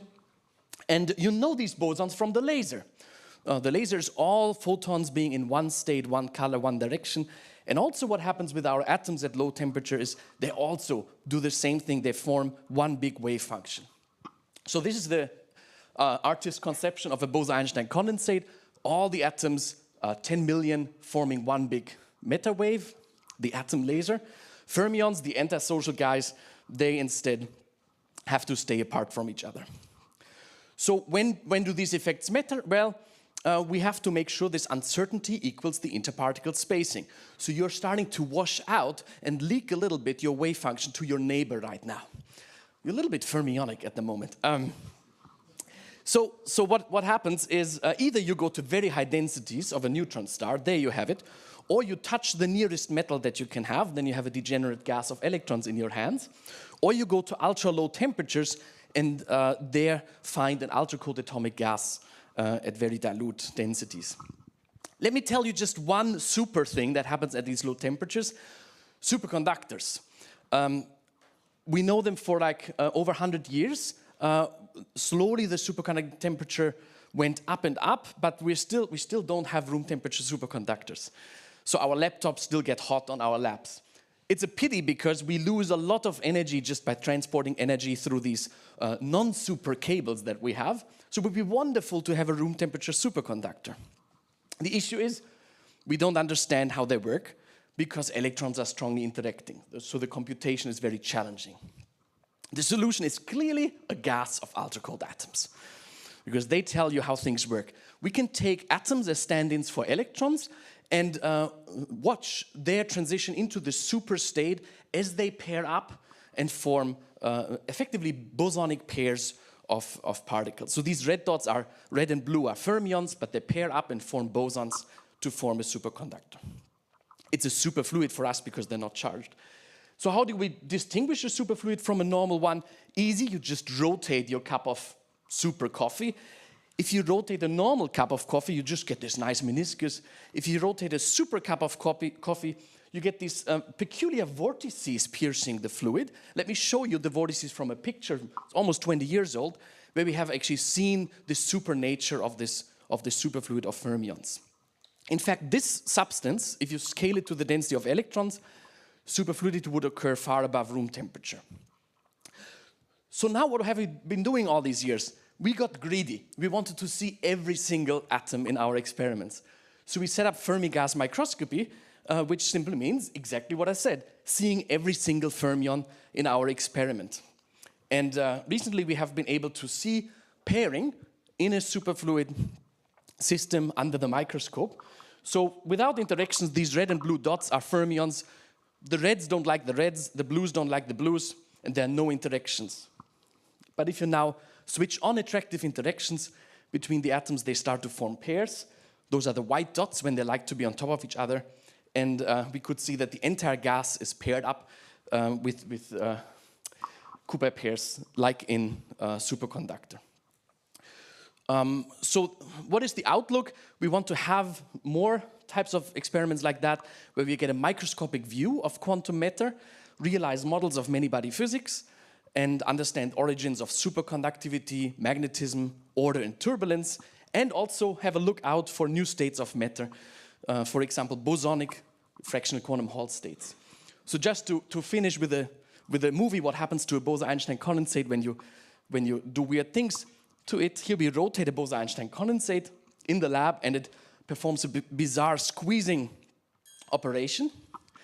And when you stare closely, then due to the interactions in the gas, the atoms start to form beautiful patterns that resemble very much weather patterns that you see in the sky on a good day.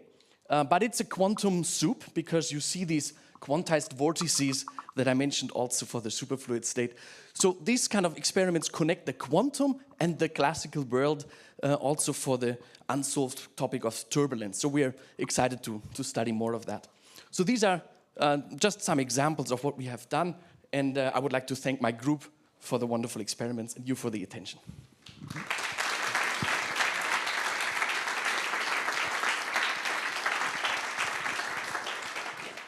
Thanks a lot for this nice overview. Are there questions? Maybe I can start with a question. You alluded to superconductivity, and in the high TC superconductors, one of the group of theories, one must say, has to do with magnetic couplings, magnons, and things like that. Can you combine magnetic effects with your quantum gases, or could you emulate this magnetic coupling? Well, the hope is yes. So magnetic couplings can also be studied under the microscope. We have spin-resolved imaging, and I say the collective field, not just our group, have seen magnetic properties in these quantum gases. The mechanism of the high TC superconductors we have not been able to emulate yet in our experiments, and well, that's actually a big riddle what that mechanism is at the foundation. So we will have to keep looking. Okay, thanks. Are there? What would happen if you replace the atomic gases with molecular gases? beautiful question. So we actually have an experiment on cooling down molecular gases, and we're setting up to take images of these molecules under a microscope as well. Those molecules, you could say one atom too many for an atomic physicist, but actually they have a nice dipole moment, so they can behave like magnets, not quite right, but like they have new properties, they have anisotropic interactions, long-range interactions, and we hope that that could actually stabilize superfluid states and even so-called topological superfluid states that have protected properties that people are after. So that's actually an exciting frontier of the field. Thank you. Okay, a quick one. Seems not to be the case then. Martin, thanks again. Thank you.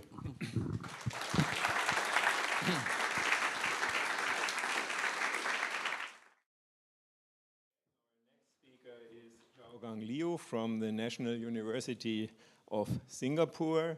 He got his PhD with Northwestern in the US, and he works on a broad area of combination of, I would say, material science and physics. So he is on the one hand interested in energy transfer in functional materials. He works on optical nanomaterials with applications in neuromodulation and imaging of light fields, and today he will tell us his latest results on X-ray imaging. Please. Thanks for having me. My group has focused on developing functional optical materials that can be integrated into various devices, serving as a powerful tools in critical areas such as X-ray imaging and radiotherapy dosimetry. So we already had a lot of X-ray related topics. So can save me a lot of time. I can skip the introductions. I will focus on the challenge in these areas in terms of resolution and the sensitivities. So X-ray is wonderful. The radiation is very useful due to this ability to penetrate the tissues and matters. So one of the challenges I think in this area is how we can, combine, we can optimize the dose rates when it comes to imaging. So because this is very important, because for radiotherapy, for X-ray imaging, we need to balance the dose rate and also the patient safety. So reduce the dose rate while improving the imaging resolution actually is very, very important. Also, I think to imaging 3D curved structure is also very challenging, because if you look at the conventional, what we're seeing here is the standard flat panel X-ray images that involves the use of bulk X-ray scintillators.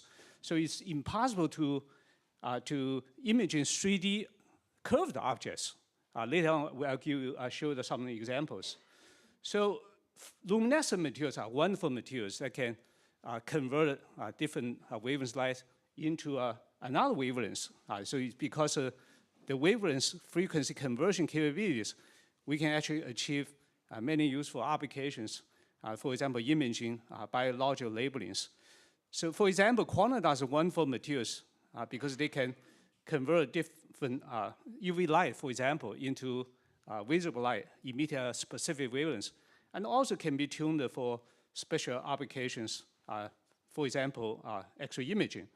But one of the challenges in this field is because most of these luminescent materials, including quantum dots, lensed doped particles, they're excited by UV or visible light or near-infrared light.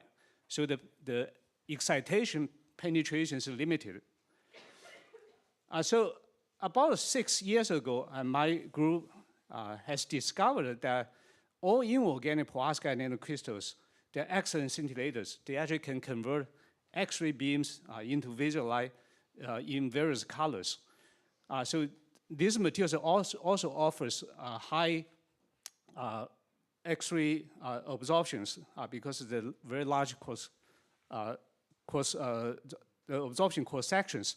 But also you can see these materials, using these materials replacing conventional this GDOS TB doped bulk single crystals, you actually can now enables the fabrication of flexible X-ray imagers. So you actually this is particularly useful for biomedical imaging and also for security inspections. So about 3 years later, actually, we developed this another type of imaging technique. We call this X-ray luminescent extension imaging, involving using the position luminescent nanocrystals. So this position luminescent nanoscintillators are very special because they can still emit light even after the X-ray is switched off. So what you can see here is even after a few days, 5 minutes, the X-ray is turned off, you can still see the luminescence. So using this nanoparticle design, we actually can make a flexible X-ray imagers to imaging this 3D electronics. So you compare to these conventional flat panel X-ray detectors, you will often encounter this, we call the imaging overlap, because it's unable to resolve the internal structure using the flat panel X-ray detectors. But using our this nanoparticle-based flexible X-ray detectors and combining this luminescent extension, this position luminescence, you actually can imaging, you can insert the flexible imager into the 3D electronics. And then after X-ray exposure, you can take the flat panel, the flexible detector out. Then you can flatten out. You can decode these 3D electronic structures. So another very interesting development in this field, I think, is for monitoring the radiotherapy dose. So in modern radiotherapy, it's very important to quantify the amount of the dose deposited or absorbed by the tissue or organs. So we actually developed this, portable, all-in-one capsular dosimeters encapsulating the materials, the nanoparticle scintillators we use. So if you look at this capsular dosimeter, it's actually very small. It's a type 2 capsular size you often discover in the drugstore. So you can have this very interesting dosimeter you can swallow into the GI tracts, and then to monitor the dose rate deposit over the tissues or internal organs. So you can really quantify the dose rate. Additionally, you can also monitor the local pH inside the GI tracts and also the temperatures. So it's a 3-function in one device connected by the Bluetooth technology. We recently discovered that so these interesting perovskite nanocrystals can be also used to quantify the number of the protons excited onto this nanoparticle film. So this is very important because we actually can, for radiotherapy, nowadays using proton therapy is very important because very useful for small, for example, brain tumors.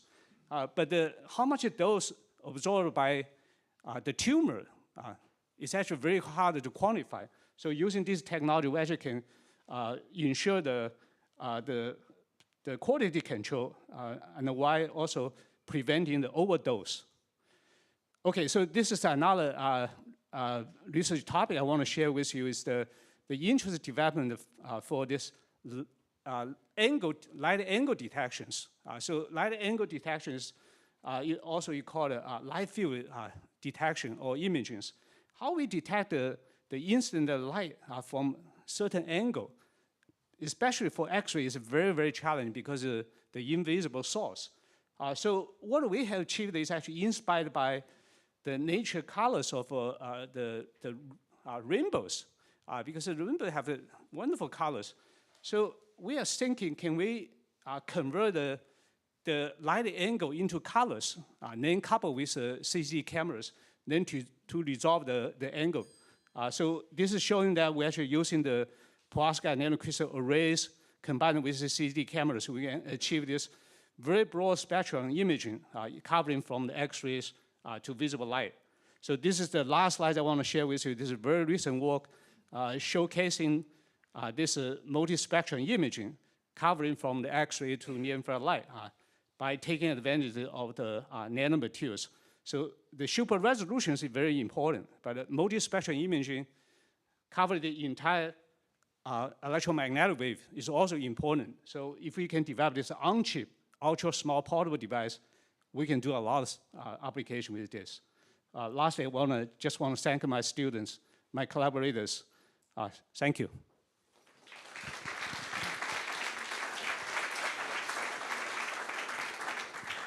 Thanks for this interesting talk. Are there questions? Maybe I can. In terms of contrast, can you use for soft metals, or do you have any limitation on the kind of material that you can image for the last part of the? Which part are you talking about? The last part, the image in 3D image in. The 3D light field imaging. Yeah. Yeah. What kind of materials you can image in this way? Do you have a limitation or? So you mean the angle to color conversion? Yeah. Yes. Yeah, so we have to use, because basically if you want to imaging a point in space, determine a point in space, you three ways, right? You have two lines intersect. You have the one plane on one line. Then you have the if you can have three planes intersect, then you can detect the point in space. So this conventional way is using micro lens to bend the light to determine the specific angle of the light.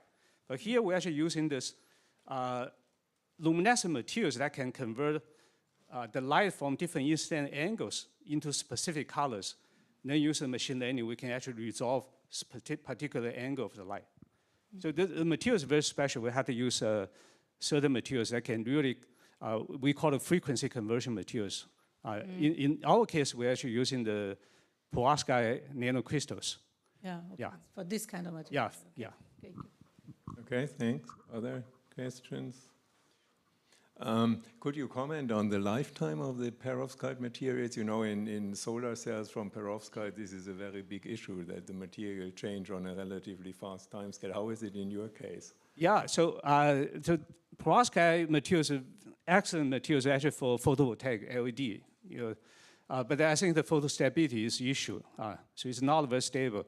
It's actually because of the overheating, exciton migrations.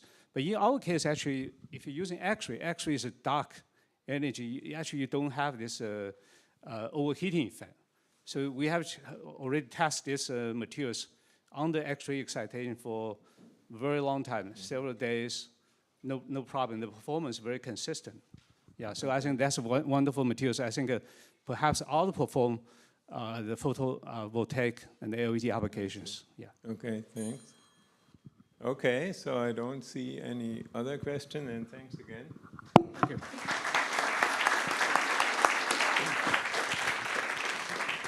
And we move on to our final speaker in this session, who is Niels Johan Engelsen. Niels is an assistant professor at Chalmers University. He got his PhD in Stanford in quantum metrology with atoms. He spent some time at EPFL working on the quantum physics of mechanical oscillators, and this is really quantum mechanics in the strict sense. And I think also today he will talk about this, about quantum drum vibrations. Please. Thank you for the introduction, and I'm very happy to be here today to talk about the research we did on constructing a Heisenberg microscope using a membrane oscillator that you can see here on the slide. So this contains an artistic rendering of all the important components of our experiment, 2 mirrors and a vibrating drum.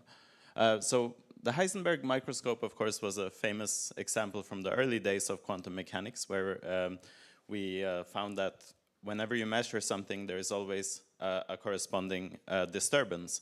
And what we set out to do is to see if we can measure something so strongly that even at room temperature, this disturbance from quantum mechanics will be the strongest driver of the mechanical motion of this drum. So the basic concept of what we did is that we have essentially what amounts to a moving mirror. And whenever this mirror moves, it changes the amount of time the light spends traveling, and we can measure how long time light spends traveling before it comes back to our detector. And in order to enhance that effect, we put another mirror in front of our moving mirror so that the light will bounce back and forth essentially many times, forming an optical resonator or optical cavity. Now, the force from the light on the mechanical resonator is what we use to control it. And this force also leads to a fluctuating force that arises because light, of course, is composed of quanta or photons. What we want to see is that this force of the random arrival of photons is stronger than this thermal force that's drawn here on the slide. Basically, this thermal force occurs for any temperature of the object, and that, of course, it increases with increasing temperature, so therefore at room temperature it's especially large. Here you can see an image of the experiment when it's outside our vacuum chamber. So what you see is essentially a sandwich of a mirror on top of a chip and on top of another mirror. And you see this square pattern that we have made on the mirror, and we'll see later why that's important. So let's zoom in a little bit. So here you can see a top-down view of our experiment. The square at the bottom here is about 10 millimeters per side. And if you look carefully in the middle, you can see the drum. The drum is the object with the little dots on it. If we now take a look at our drum, it's a 4 millimeter per side drum, and it's only 20 nanometers thick. So this is really an extreme aspect ratio object that's only possible to make using modern nanofabrication technology. And this was all made in the EPFL clean room within the group that I worked there in Tobias Kippenberg's lab. And you see all these dots on our drum. And these dots make something we call a phononic crystal. And the point of this phononic crystal is essentially to isolate one particular vibrational mode very well from the environment, which we need because we are working at room temperature, where the thermal fluctuations are large. And each of these dots is composed of hundreds of pillars. And these little pillars you see here, this dot is about 100 microns in diameter. And each pillar is about a micron tall and 200 nanometers in diameter. And the point of these pillars is to create a modulation of the density of the drum. And this creates a kind of modulation of the speed of sound in the drum. And when you have such a periodic modulation of the speed of sound, you get a set of frequencies where acoustic waves essentially cannot travel in the drum. And we use this to shape the vibrational mode of our drum. So what you see here on the top left of the slide, or top right, sorry, is the shape of one particular vibrational mode of the drum, which oscillates at about 1 megahertz. And what you can see is that this mode is largest in the middle, where you see this red part, and it decays sort of smoothly into the rest of the drum. And this gives it an extremely high quality factor of about 200 million. So this mode, if you excite it, it will oscillate for about 3 minutes before decaying by 1/E.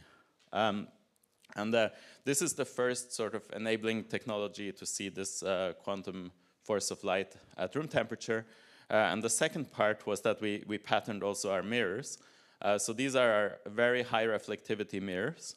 And we patterned them with this square pattern. And that's to eliminate the vibrations of the mirrors themselves.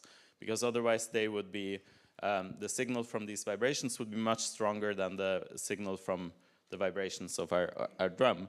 And by making this pattern, we in fact suppress this Brownian motion or thermal motion of the mirrors by about a factor of 700. And this is without incurring any extra optical losses, so the optical resonator is still just as good as it was before.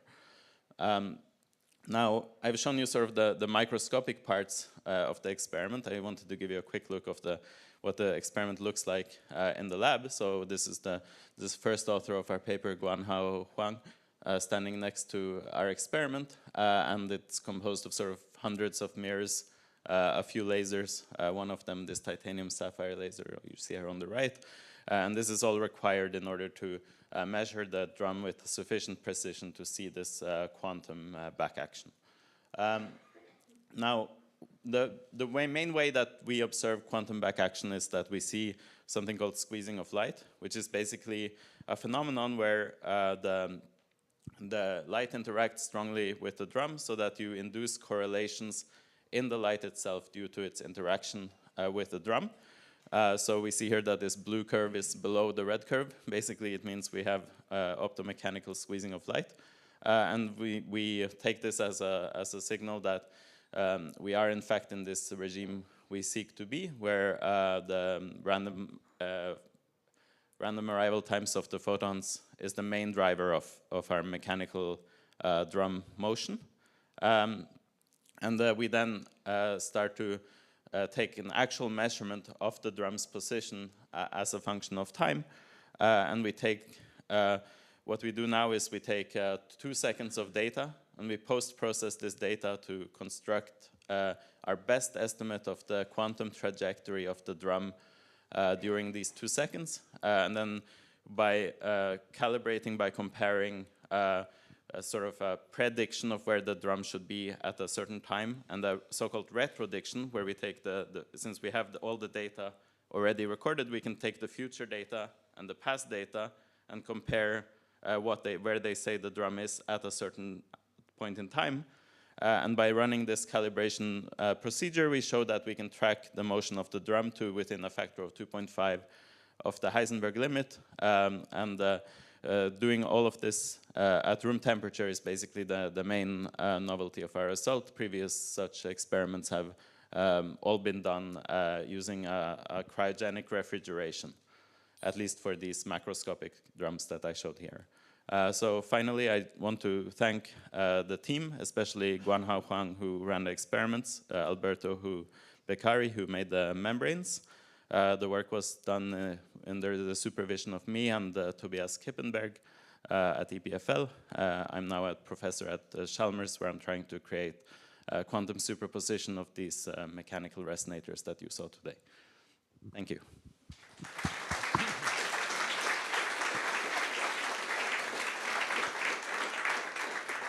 Thank you for this fascinating experiments and talk. Questions, please.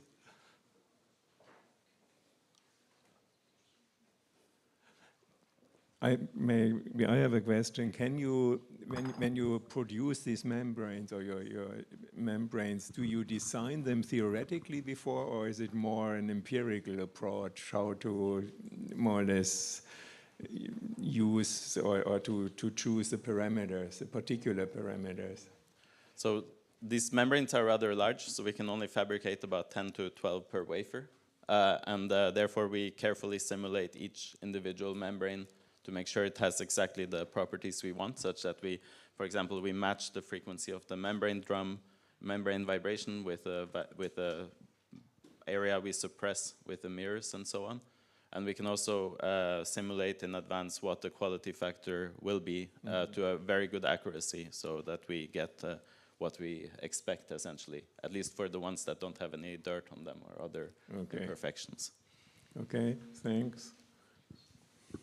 So what type of potential applications do you envision for your sensor, and how high do you see the potential to miniaturize the sensor for application in the end? Mm-hmm. So very nice question. So actually the main application for these types of mechanical resonators, in my view, are as force detectors. Since we are optimizing them to detect this small quantum force, they are very well optimized for doing exactly that. So that would be things like force microscopy, magnetic resonance force microscopy, and along those lines. In my own research now, I in fact work with strings that are then more compact because they are more one-dimensional. And they are also, in some sense, better force detectors because they have a lower mass. So that's sort of where I see the potential for miniaturization for that force detection application. Okay, So we have reached the coffee break now. Good news. And I think we are a bit late, but not too much. So let's reconvene at 11:10. And then continue with the young research professor.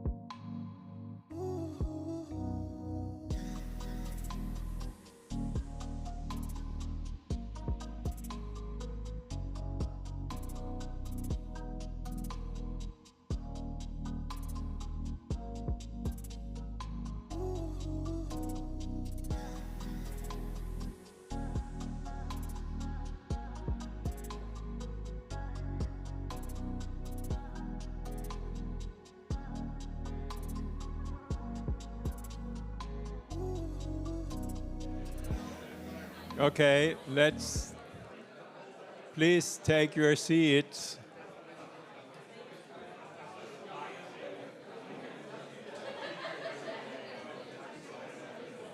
Please take your seats. We would like to continue.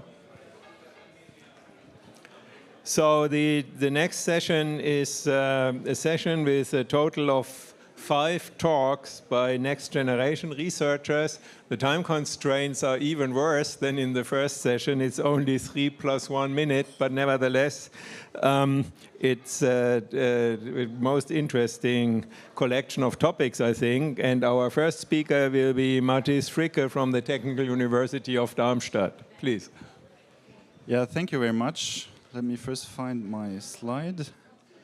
First of all, I would like to thank the organizers and the Wilhelm and Else Heraeus Foundation for inviting me here and giving me the opportunity to talk.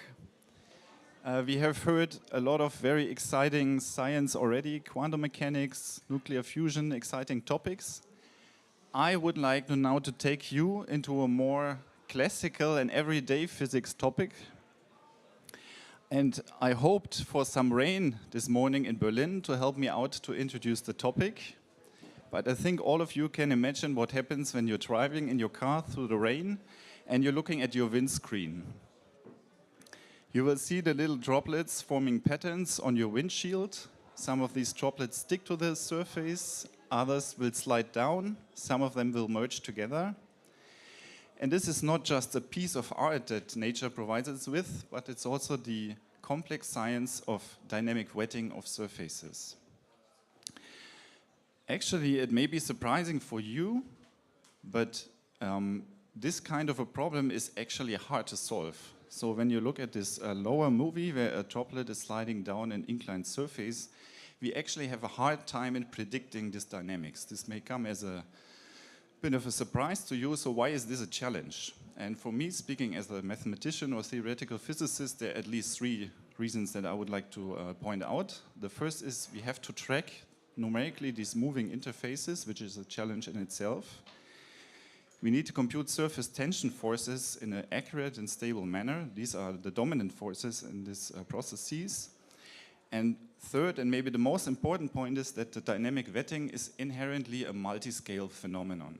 So the physics that happens at this 3-phase contact line, where the gas, the fluid, and the solid means plays a very important role. In fact, it has been shown that by treating the surface with a single layer of molecules, you can change the macroscopic characteristics of the system dramatically. So now let me explain very briefly what's our approach to that. So I should now tell you the secret. Why can we solve problems that could not be solved for 50 years before? Unfortunately, since I only have 3 minutes and 1 slide, I have had a hard time to explain you the methods, right? So just to give you a glimpse, what we use is insights from molecular dynamics simulations, and we want to put this into our framework of continuum physics. So in the end, we want to solve something like 2-phase Navier-Stokes equations, but we need closure relations to really incorporate the small-scale physics. And that's what we're doing here, in the end, to derive simplified models that enable us to do something like an optimization of these flow problems, say. And to just give you one example on why this research is important, in this conference we have heard many talks that speak about the era of AI that's now about to start up. We have so many applications where we would like to use AI applications. But this will not be able or possible without us having a lot of computation power, right? And we have chips that become more and more powerful and smaller in size, and this gives really a bottleneck to chip cooling. And it has been demonstrated that by treating surfaces with surface structure and wettability, one can dramatically increase, say, heat flux or critical heat flux in boiling applications. So getting our hands on optimizing these wetting flows in a predictive way will enable new technologies, because suddenly we can design these surfaces and processes in a rational manner rather than just by trial and error. So to summarize, we are actually working on breaking the wall of wetting dynamics to come up with fundamental science that allows us to not only control fluid behavior on these surfaces, but also to transform how fluids behave on top of solids. In the end, for the good of all of us. So this is the goal of our research in the CRC 1194, funded by the German Research Foundation. And yeah, thank you for your attention.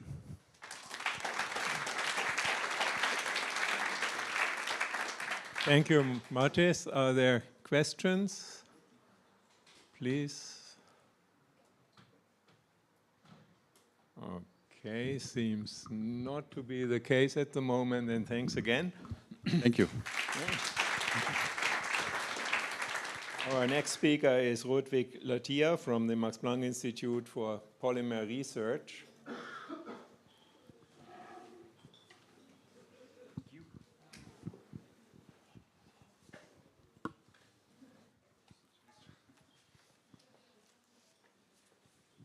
Hello all. Agricultural advancement is one of the most promising tools to eradicate the, let's say, poverty in one sense. And pesticide is the backbone of an entire agricultural industries. However, more than 50% of the pesticides get lost to the ground. And it's one of the major cause of pollution in land as well as in groundwater. But why this much of loss? And one of the major reasons why most of the pesticide lost to our ground is the hydrophobicity of the plant leaves. And what do I mean by hydrophobicity? Is hydrophobic simply means the surfaces which hates water.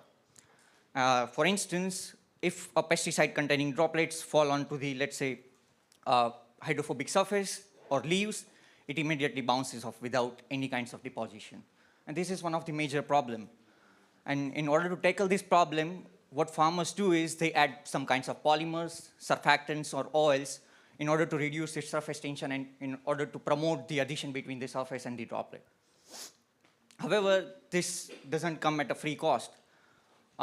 These kinds of additions or adjuvants are toxic for bees, which are helpful for farming industries. And this is even more harmful for environments compared to pesticides itself. So what's the solution here? The liquid marble can offer a solution. A liquid marble is basically a hydrophobic particle-coated droplets. Or because of the hydrophobicity of the particles stays at the periphery of these droplets, it won't go inside, so the core is unaffected. And these particles, only stays at the interface. And if you allow your liquid marble to fall on, let's say, leaf or a hydrophobic surface, what will happen is you will get almost 100% deposition without any lift off of the droplet. And one of the major things that we accomplished in this research is we got a complete deposition, or let's say more than 95% of the deposition on very highly hydrophobic surfaces, such as contact angle 140 degrees. And in normal case, if you compare it with the bare droplet or a bare pesticide droplet, you can only achieve 100% deposition up to only 70 degrees of contact angle, which is still in hydrophilic region. So not only in pesticide or agricultural industry, we can apply the same technology for many different kinds of technologies where we really want to promote adhesion between the surface and the droplet. Some of the industries are printing, painting, spray cooling, and so on. Thank you.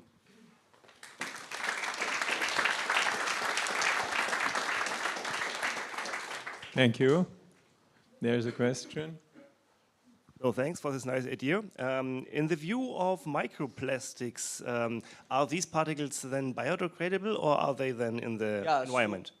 So you can use not only polymers or something kind of that, you can use biocompatible things as well, like zyme, proteins, which are hydrophobic in nature, as well as there are some pesticides which are hydrophobic in nature. So you can use those powder-based pesticide in order to coat your liquid pesticide, and you can use both of them together.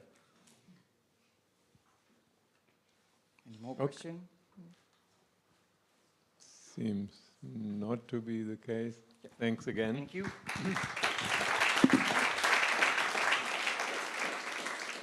Our next speaker is Alice Orm from the Max Planck Institute for Biogeochemistry. Perfect, thank you. Do you hear me well? Awesome. So I'm here today to talk about isotopes. So you've already heard about isotopes, but we'll start from the beginning. Isotopes are versions of elements that have the same number of protons but a different number of neutrons. And this can affect their chemical behavior, and crucially for me as an analytical chemist, that alters their mass. So I can measure them using mass spectrometry. And isotope ratios, so the ratio of one isotope of an element to another isotope of the same element, can reflect the geological origin, the inputs, the age, and also different reactions such as biochemical processes. And all affect the isotope ratios.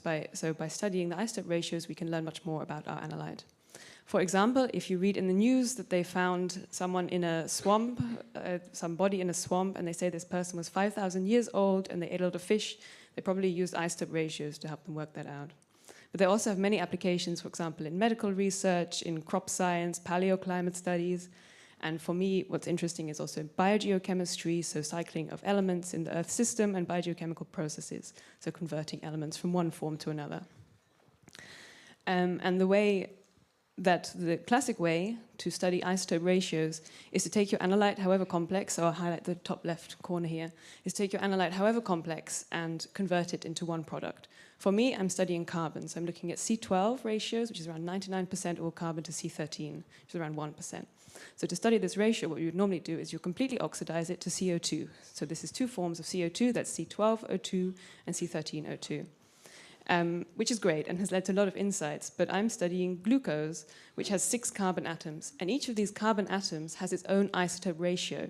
So if we destroy it all to CO2, then we lose all this extra intramolecular information that's present.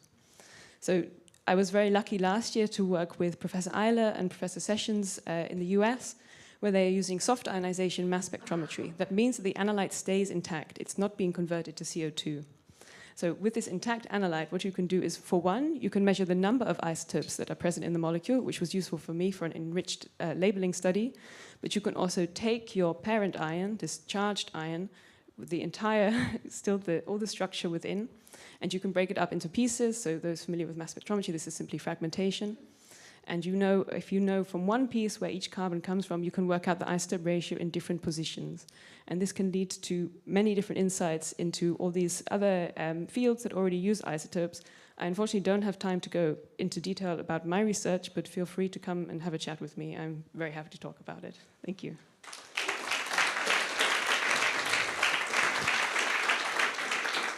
Thank you. Questions? I mean, what is the minimum amount of material you need to do this? Yeah, a good question. So for the simple counting the number of isotopes that are present, I think 30 milligrams of plant materials. I'm extracting glucose. I don't know how much glucose that is. That's not very much, actually, considering glucose is very abundant. Mm-hmm. Yeah, but for the other part, this needs quite a bit longer. It's quite a long measurement time, around 40 minutes, so it takes a while. Okay. No other question in the meantime? No, thanks. No, thank you very much.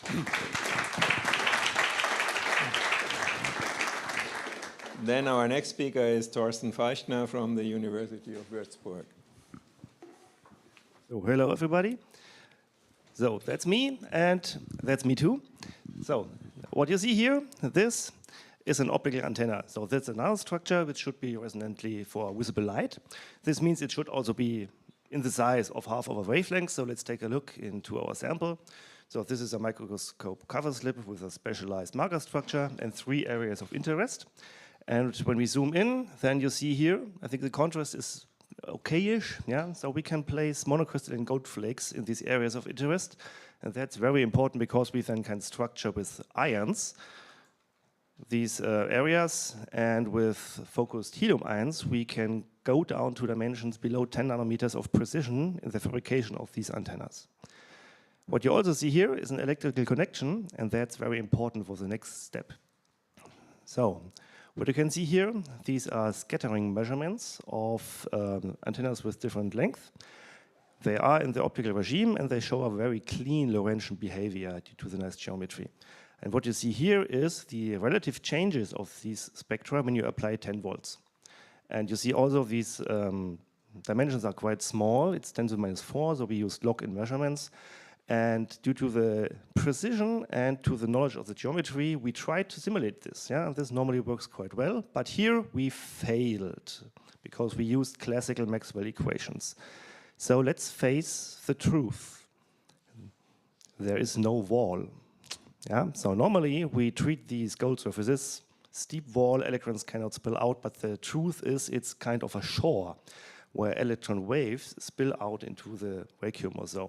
And what is also nice is there is a version of Maxwell equations which introduces surface response functions or Feynman-D parameters, which allows us to capture these, yeah, and still do then classical calculations. So this is with Danish theoreticians together. And the nice thing is that we can now tackle these, so artistic version here of electron wave functions with neutral, and we can more or less add some tide to these electron waves on the shore. So this is now what we do when we simulate. We apply a voltage, we add electrons on different parts, and then we add surface dipoles and surface currents, and then can simulate quantum effects in a classical way for these plasmonic resonators. And that's very nice, but it's only the beginning, because it's not so simple. Yeah? So what you can see here is the green curve is what we measure in experiment, and classical and all our quantum tries up to now do not fit what we measure. Yeah? So this is the broadening of a resonance, which is completely unexpected. But to be true, we believe with additional work and collaboration with theoreticians that we can really make these experiments working in the future to gain quantum mechanic knowledge of metal surfaces. Landau damping, surface states, and so on are interesting parts. But also we work here on applications as optical switches, and it could be interesting for photoelectrochemical applications. Thanks.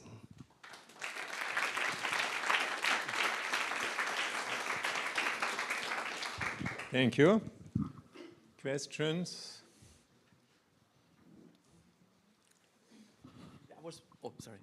Yeah, beautiful talk. I was wondering about the extent of this electron wave. It's probably just on the order of angstrom, right, sticking out, right? And it's impressive that that would actually modify the description so much. Yeah, another advertisement would be really, it's picometers, changes of the spill-out function, which we seem to be able to measure here. Maybe a follow-up question, to what extent do you get electric field enhancement in these structures? Which kind of electric? The static or the optical? The optical.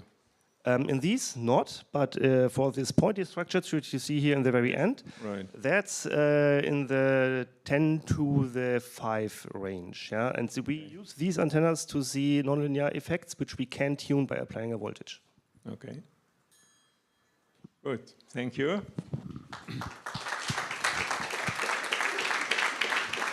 And our final speaker is Tana Esat from the Forschungszentrum Jülich. Yeah, thank you very much for having me here. Today, actually, I want to take the chance and to talk about quantum sensors for the atomic scale. So, measuring magnetic fields at the atomic level is a quite challenging task. And the reasons are, first of all, the magnetic fields from individual atoms are actually very tiny. And of course, the typical quantum sensors for measuring it are too far away, so that the distance between the atom and the sensors are so far away that basically you cannot really measure the magnetic field of single atoms with atomic spatial resolution. So what we have done is actually we have fabricated our quantum sensor directly at the atomic scale from single atoms and molecules by using a scanning probe microscope. In particular, what we have done is we have attached the molecule from the surface to the tip of a scanning probe microscope. And in the final configuration, the molecule on the tip is actually a two-level quantum system. This means when we apply an external magnetic field that it has two states, a spin down and a spin up state, which are separated by a certain energy. And this energy is directly proportional to the magnetic field we apply. And this energy difference we can precisely measure by applying a microwave signal. So we can measure it precisely by applying a microwave signal. And typically, what we do in our measurement is, so after fabricating the sensor, we actually apply the microwave, we sweep the frequency, and now as soon as the frequency of the microwave, or so let's say the energy, is matching this transition energy between these two states, we see a change in our measurement signal. And this signal now, of course, is directly proportional to the magnetic field and allows us to determine the strength of the magnetic field which the molecule is feeling. And now, since we are directly sitting at the atomic scale, you can imagine that we can also precisely move the sensor around, for example, bring it closer to an atom on the surface, which is magnetic. And now what will happen is that this atom, or the molecule, will actually start feeling the additional field from this atom. And this will, of course, now change the splitting of these two states. And therefore, we will observe a shift in our resonance frequency. And this, of course, now is directly proportional to the magnetic field of those atoms. So this means, in summary, actually, if we fabricate our quantum sensors at the same scale, like the atoms we want to measure, we can really measure the magnetic fields with atomic spatial resolution. Thank you.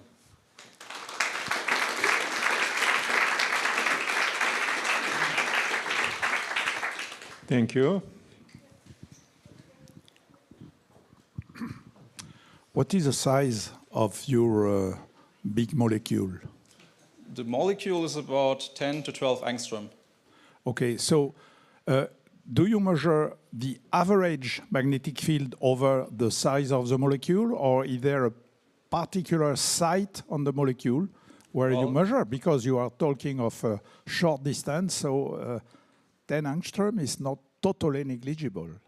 That is right. So it seems like from our measurements that, I mean, the spin is delocalized in in the pi orbital of the molecule, but it seems like that the sensing more or less happens in the center of the molecule itself. Did you try to evaluate the spatial resolution of your stuff?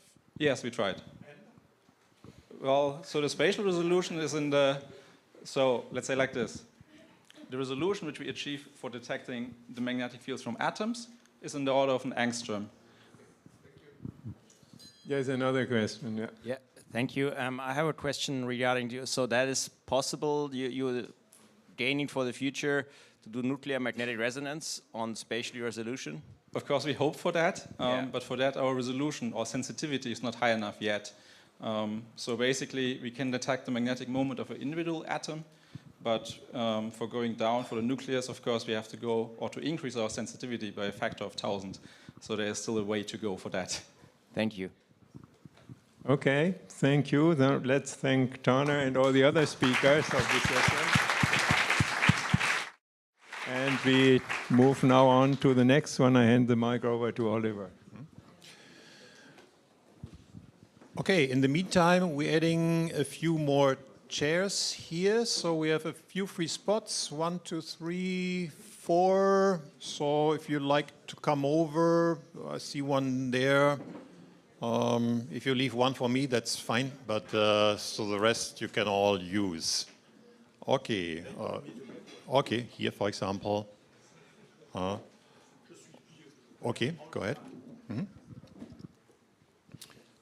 Good. I think there's at least 1, 2 more. If you'd like to sit here in the front, please come forward. 1, 2 more seats are available.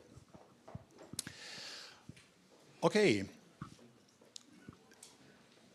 Diversity is crucial for the progress of our society.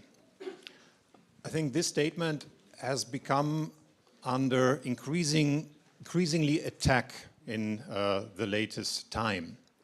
And so I was happy to hear yesterday, where we had a dinner discussion, a statement, I think it was from Jürgen Kluge, I don't remember exactly anymore, that diversity is also crucial for the progress of science, to allow for different opinions, different directions, without any boundaries, so to allow for this freedom of thinking.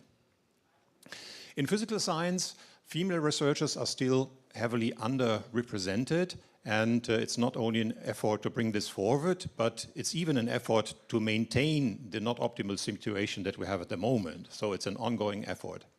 That's of course easy to say, staying here, standing here, and for example having like 100% male chairpersons. So maybe that's also something to reconsider for the next session. Yeah, so there are many things to improve, I assume, and would be happy also to get suggestions in this direction, also for the symposium. However, I'm very happy that in the next part of the session, we have two expert female speakers here, and I would like to start introducing the first one. And the first one is Monika Eidelsburger from Ludwig Maximilians University in Munich, LMU. And she's a professor at LMU and leads a research group at the Max Planck Institute for Quantum Optics. She received her PhD in physics at the LMU in 2015, and then after this she was a Marie Curie postdoctoral fellow at Collège de France before establishing her research group at LMU. Her research focus is on quantum simulation using ultra-cold atoms in optical lattices to investigate topological phases and lattice gauge theories. She received numerous awards, including ESC Grant, Group Prize, and Wilhelm Science Award. And so we're happy to have you here. And the stage is yours, and we're looking forward to your presentation. Thank you very much. Sorry, I didn't know.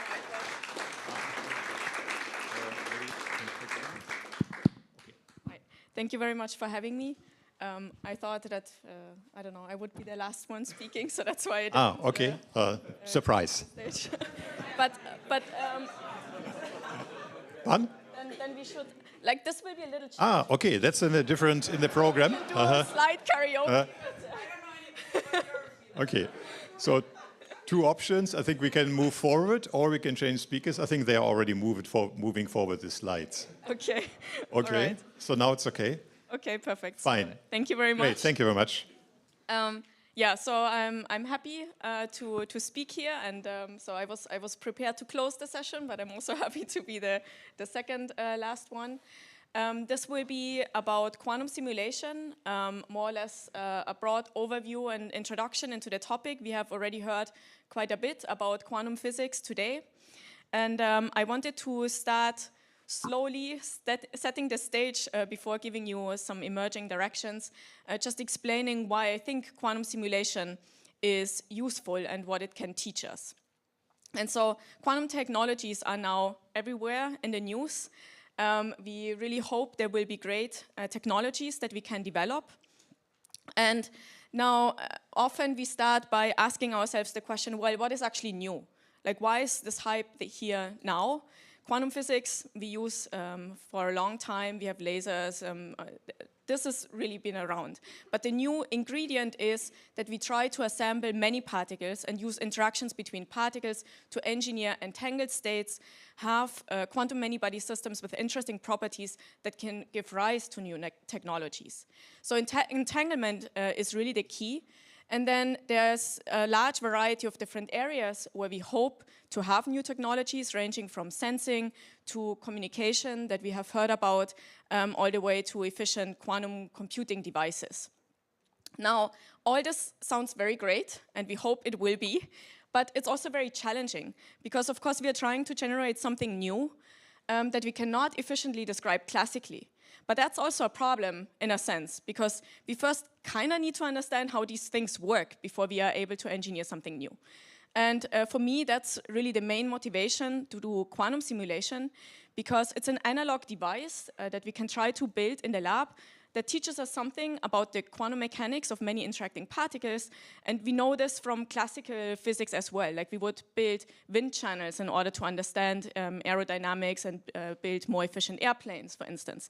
And in a sense, this is also what analog quantum simulation is for quantum devices. But let's think a little bit about why this is so challenging. So what's this quantum complexity that we keep hearing about? And you have seen that already today. We can start with something classical, like a spin 1/2. It has two directions. It can point either up or down. But in quantum mechanics, we have superposition. Okay, so we write down these types of states, and you have already seen that today. The particle can be either up or down, and we have probability amplitudes. We have these wave function type interferences. So these amplitudes alpha and beta, they tell us the probability, roughly speaking, of if the particle is pointing down or up. Okay, so that's one particle. That's superposition. Now we can add more. So we can just build a crystal, let's say we put 9 of these particles. Well, and again, we can think about the different configurations that we can have. They can all be pointing up, they can all be pointing down, they can have different arrangements and configurations, but now it's a quantum mechanical system. So if we want to describe the properties exactly and want to know everything about it, we need to write down all these coefficients, and this scales exponentially. So we have 2 to the n amplitudes that we need to write down just to store the amount of information that is in that system. And well, since the pandemic, everybody kind of knows about exponential scaling, but it's still, we can think about it. So you can add 2 particles, it scales like 2, 4, 8, 16, 32. If you think about 300 of these, well, we are already at 10 to the 90. And I think we all agree that 300 is not all that many if you want to describe a material. 300 particles is really not that much. And so we easily run into this problem that, well, even with our best computers, even with supercomputers, we just really cannot answer exactly certain questions. So if we want to understand the quantum mechanical properties of a strongly correlated material, that's the end. We just don't know how to do it. And so really what we are trying to do with quantum simulation is, from these microscopic interactions between the particles that we know, try to understand emergent phenomena and ultimately be able to control them. That's the main idea. And so this goes all the way back to Richard Feynman, saying that, well, if we have this fundamental limitation, our classical computer cannot tell us how to solve this problem, we should try to assemble many individual quantum particles and make them behave in a way that allows us to understand these quantum mechanical systems. And there are many different platforms that are working on this, ranging from superconducting qubits that we already heard about, to trapped ions, Rydberg atom arrays, neutral atoms, and really many, many more. What they all have in common, that we are trying to understand how individually controllable quantum particles can now be assembled into a bigger system. And now we face fundamental challenges. We want to bring them together so that they interact, but at the same time, we also want them to be very nicely isolated from the environment. Because otherwise, if we have decoherence, dephasing, which makes these systems very fragile, then we lose its quantum mechanical properties. So it's this challenge of control and isolation that needs to happen all at the same time. And this is the system that we are working with. So we have neutral particles in optical lattices. These potentials are generated by interfering laser beams. So we really hold the atoms in a crystal of light. You have already seen that in Martin's talk today. And they can move around in these optical potentials. They can interact with each other. So they build model systems of strongly correlated electrons in materials. So the atoms really play the role of electrons, and the light plays the role of the crystal. And nowadays, we can control about 1,000, 2,000 particles. And as you have also seen, we can take snapshots. So in our lab, we have taken these types of images. This would be a square optical lattice. You see individual cesium atoms show up in this picture. So these bright spots, each bright spot is one cesium atom that is held in such a crystal of light. And so we can microscopically really try to understand the properties of the strongly correlated materials that we try to simulate. So what are these materials that we are interested in? One application is really strongly correlated to topological phases of matter. And here I just put a picture of a solid state material. That's a silicon MOSFET. And we can do quantum Hall type experiments. So you send a current through, it's a 2-dimensional electron gas, there's a perpendicular magnetic field. And if we put this under extreme conditions, strong magnetic fields, low temperatures, there's a quantized response. The Hall response that the electrons experience occurs in steps. And this is extremely precise, and that's remarkable, and of course very relevant for technological applications. As you can see, it plays a role in the redefinition of DSI units that happened in 2019. But if you look at this picture, it's really not that obvious, like why this thing would give rise to such a robust response. And the origin for that is topology. And now, if you add interactions to this, something even more remarkable happens. It's very complicated to describe theoretically, but there are these emergent quasi-particle statistics, anyons that are like neither bosonic nor fermionic, fractional charges, and all of this would be very interesting to study with cold atoms or synthetic materials. And this is actually challenging in a sense, because our particles really do not have any charge. It's atoms, they're charge neutral. But we have ways to mimic effective magnetic fields and change the motion of the particles in this crystal of light with laser beams such that they behave like electrons in a magnetic field. So we have done experiments on this. It's a completely different synthetic material. It's bosonic atoms, charge neutral, but still they actually exhibit this quantum Hall effect. And now if we can add controllable interactions to this, and this is a holy grail, many groups are working on this, we can look for these exotic interactions and interacting topological phases where we have these exotic anyons and quasi-particle statistics. And in my last few seconds, let me just give an outlook, an interesting direction where the field is heading. What we would like to do is make our synthetic analog quantum simulation experiments even more broadly applicable. I gave examples from condensed matter type systems, but really if we are able to simulate also field degrees of freedoms, which would mean like also the magnetic field that we synthesize has its own degrees of freedom, we can implement gauge theories, study high energy physics, connect to gauge theories that describe strongly correlated electron systems all the way to topological quantum computation. And that would then really open a view onto fundamental interactions between particles that we can study in a tabletop laboratory-sized experiment. So this could complement other studies where you really build like particle collider experiments to learn something about these fundamental interactions in a room-sized experiment. And with this, I would like to thank you.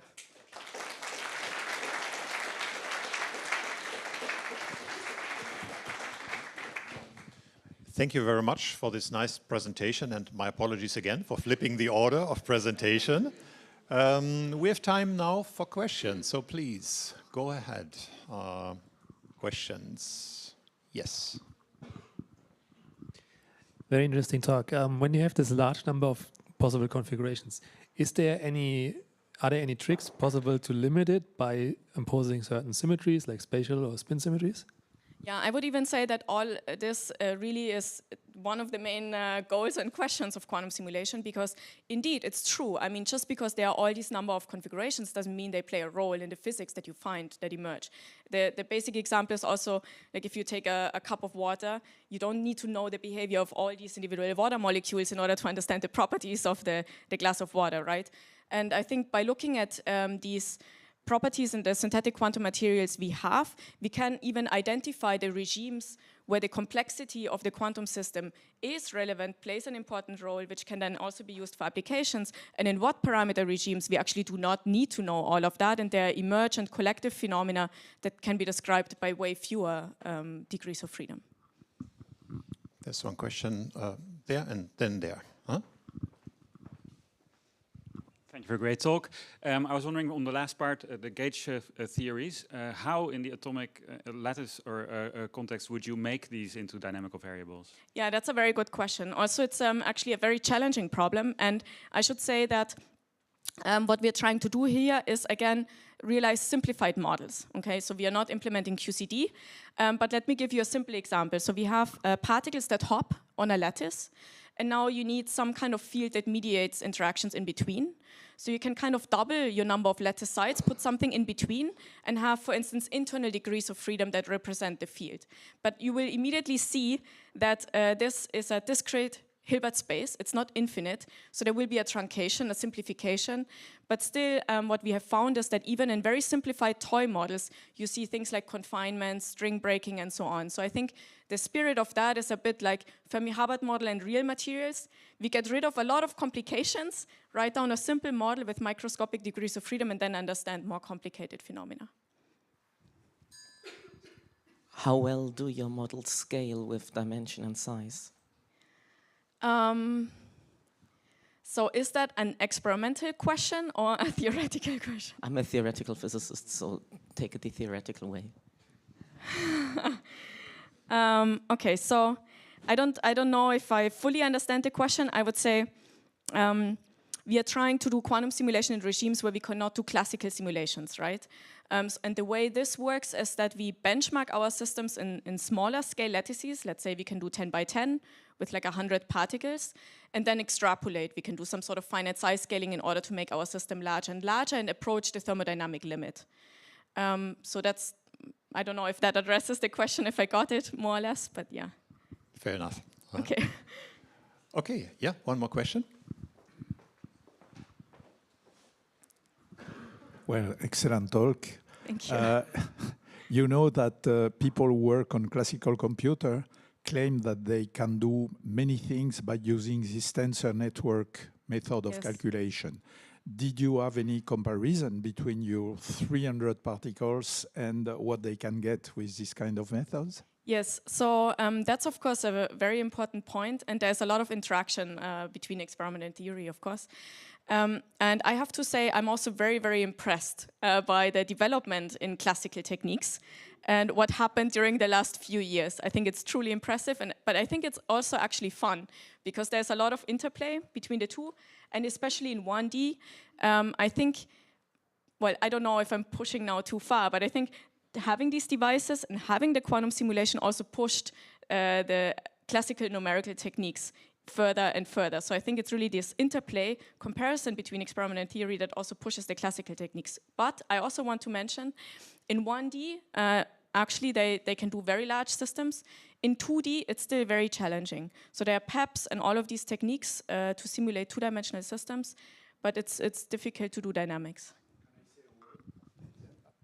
I fully agree that it is beautiful. It's beautiful science. The fact, for instance, Antoine Broes is cross-checking his results with his simulator that's amazing, no? with the people who do the calculation, and both are happy because otherwise they have no way to check the results. Yes. I think this is good, excellent science. And that's actually, I think, the application of these synthetic quantum systems that we already have today.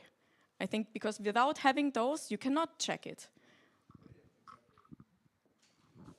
Okay, in the interest of time, we have to move on. Thank you very much.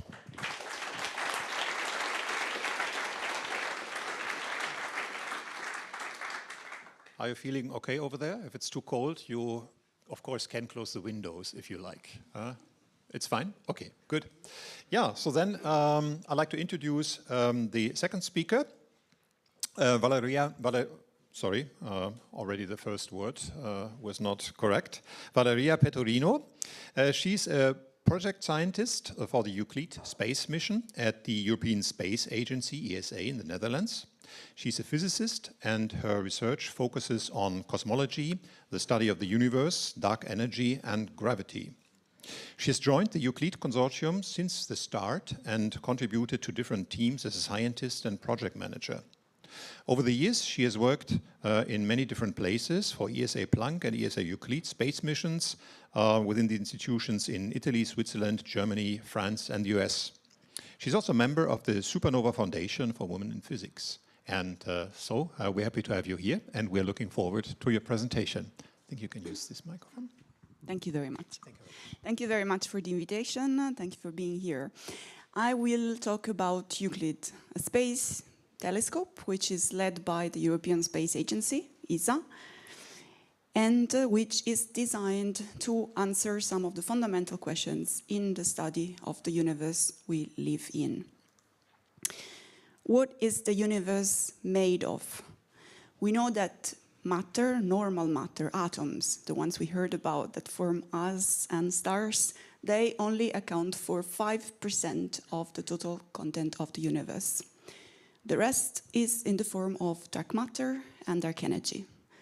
Dark matter is 25% of the total budget of the universe, and it is still something that it's sort of the glue that allows galaxies to form. It still feels gravity, gravitational attraction, but we don't see it directly. It doesn't emit light. Dark energy is even more mysterious. It's 70% of the total energy content of the universe, and it drives the accelerated expansion of the universe. This means that the universe is expanding faster and faster against gravitational attraction that would decelerate the expansion. So as if there was something else, some new source of energy that contrasts gravity. We don't know what that is. We don't know what's the nature of dark matter. We don't know what's the nature of dark energy. And these are the questions that Euclid is meant to address.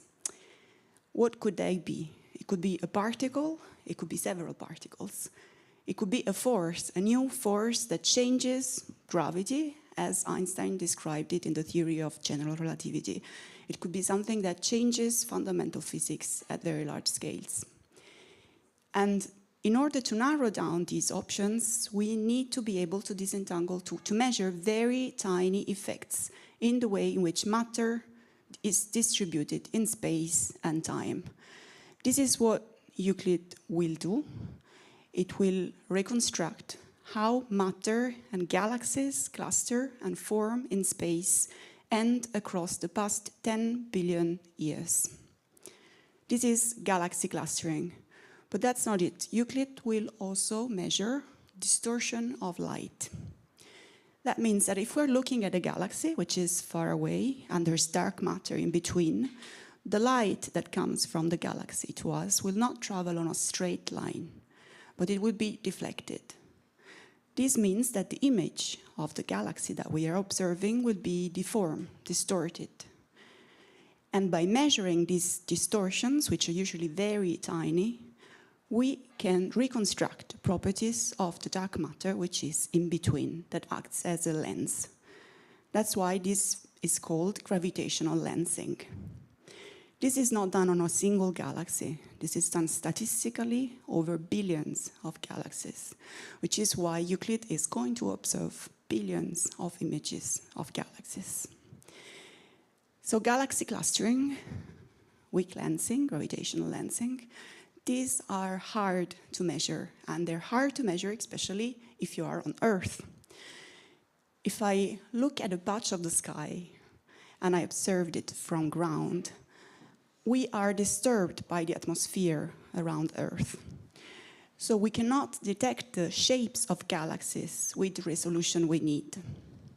But if I look at the same patch from space with Euclid, immediately the resolution is much higher and we see lots of new sources which are now visible. This means that we need to send instruments to space, the finest optics, up there now at 1.5 million kilometers from Earth. There's two instruments on board. One, the visible instrument, is measuring images, shapes of galaxies. This has a camera of 600 megapixels. Very powerful camera. Your typical phone will have a camera of about 12 megapixels. The other instrument measures spectra, and from there we derive distances to these galaxies. So currently we are receiving more than 100 gigabytes of data per day. This means a few petabytes of data in the next few years, which is a challenge by itself because we need to store this data, process them, and then share them with the public. And yet, this is happening. Normally, there should be sound, but it doesn't matter.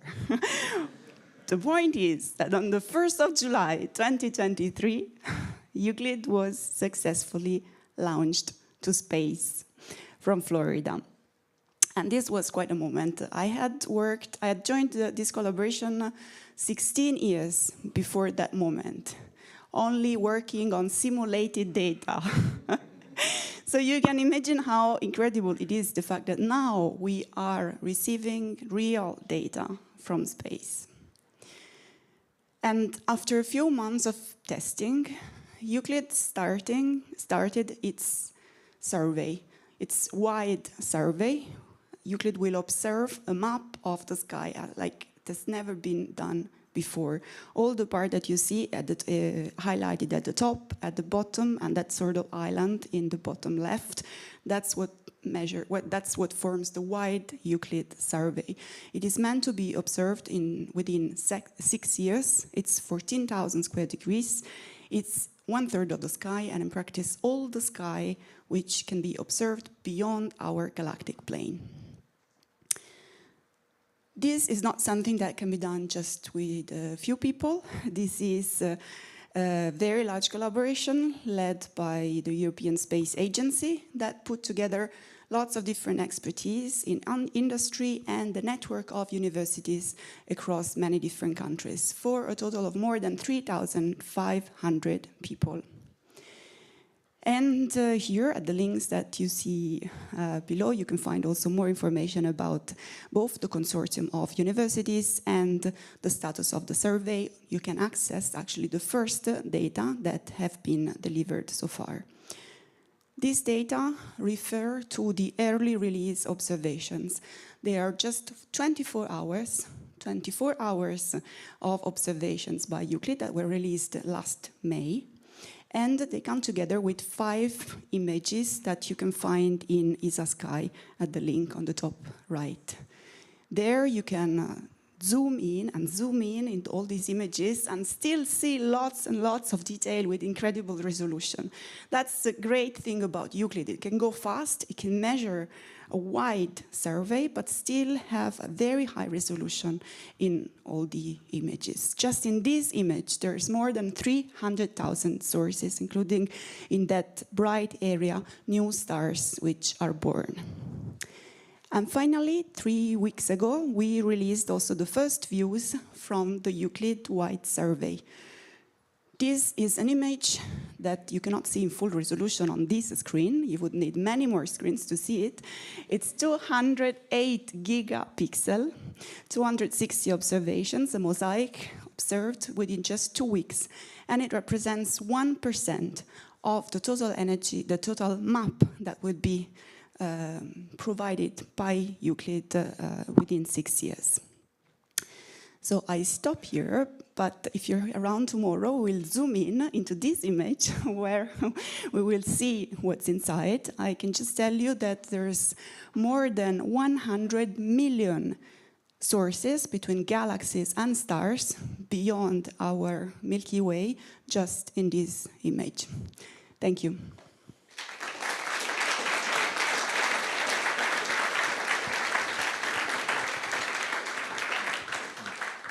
Thank you very much. Really mind-blowing.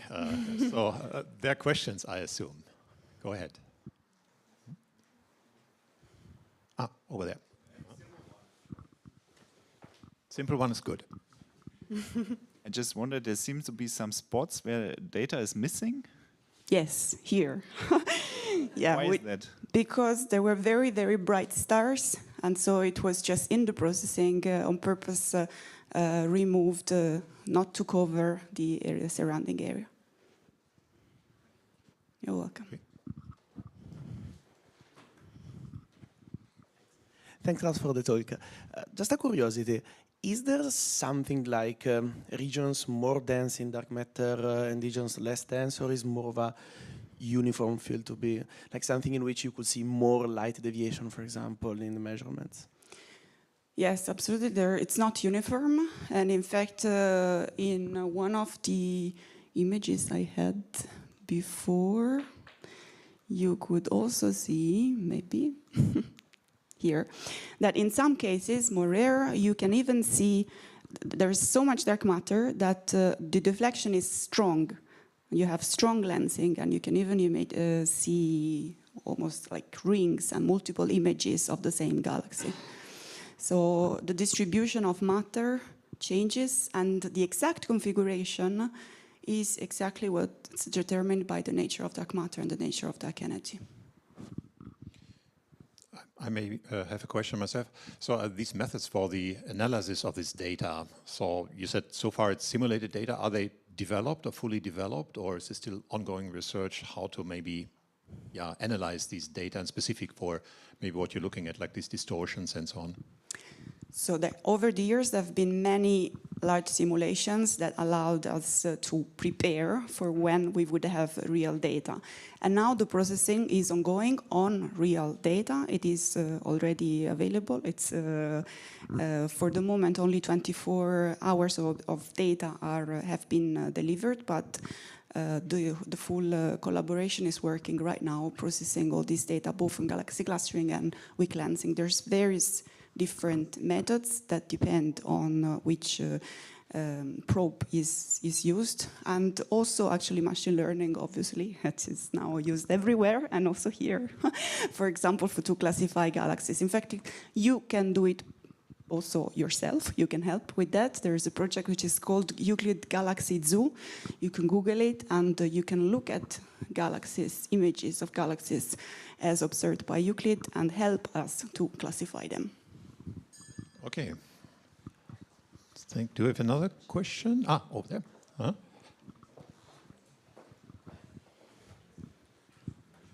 You know that there are people who claim that there is no dark matter and you just have to modify the law of gravitation. Can Euclid help to answer that question? Absolutely, yes. I think it's very hard to avoid to modify dark matter, but dark energy, there's lots of possibilities. I've myself worked on many modified gravity models that, again, may be linked to a sort of fifth force that adds to the normal ones that we use in physics and that may act at cosmological scales. So absolutely, that's one of the main questions that Euclid will help to resolve. Yeah, one more question. Thanks. So maybe related, we often see these like 5% visible matter, 25% dark matter. I wonder whether it should be presented as cast in stone like that, or whether we should leave open the possibility that that science is different and we'll find out other reasons for the phenomena that are linked to dark energy and dark matter. But in which sense? For the percentages or for you know this pie chart? Yeah. I always cringe when I see the pie chart because it seems like, oh, this is cast in stone. I have to learn it. I have to study. No, it's not cast in stone. I don't think. Oh, there's many experiments so far, including other experiments from the European Space Agency, the one where I worked before, Planck, that give us that pie. And so we don't know exactly, so that the specific numbers depend on the theory of dark energy and dark matter, but there's no way in which you could have 100% of normal matter. It's absolutely... No, I'm not going for 100. It's absolutely impossible. So it could be 4.5 or 5%, and the dark energy could change in time. But this is exactly what Euclid is meant to observe. Okay. Yeah. Okay, one more question. When do you expect to have enough data collected to answer these questions? So next data delivery is in March, but this will not be on the core science of dark energy and dark matter. It will be more on what we call the legacy science, so on the study of galaxy formation. The main first release to the public will happen in 2026. Okay, thank you. So I see no more questions. Then let's thank the speaker again. Thank you very much.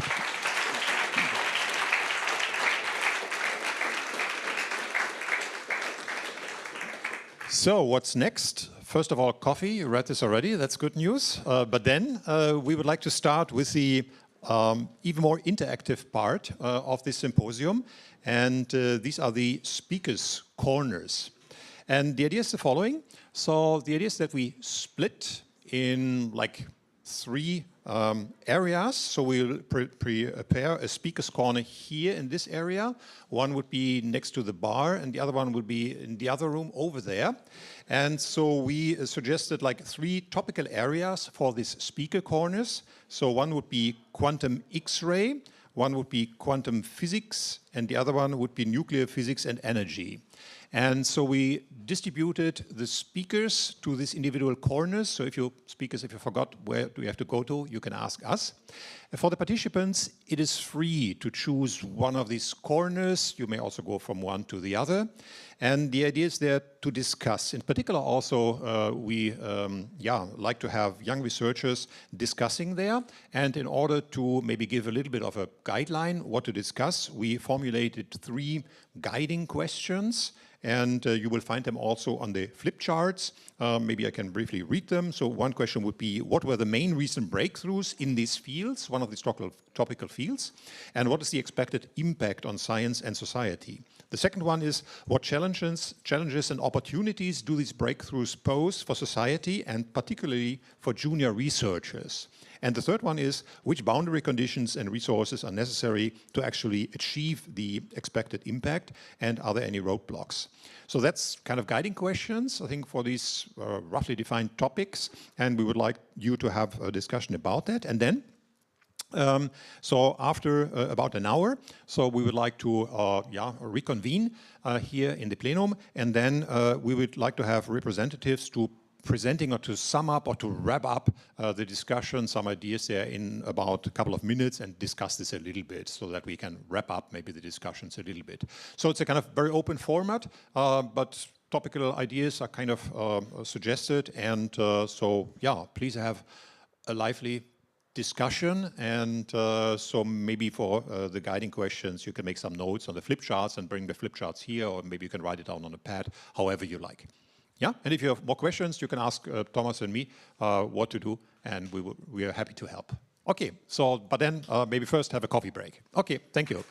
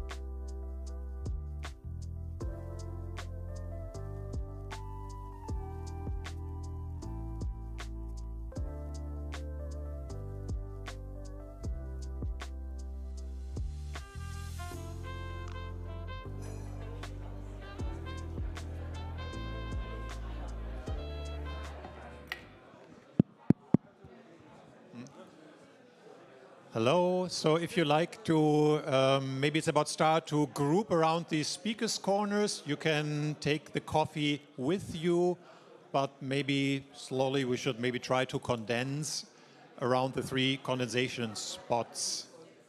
So also maybe, I don't know whether you can hear me over there. Maybe we can kind of group around the corners.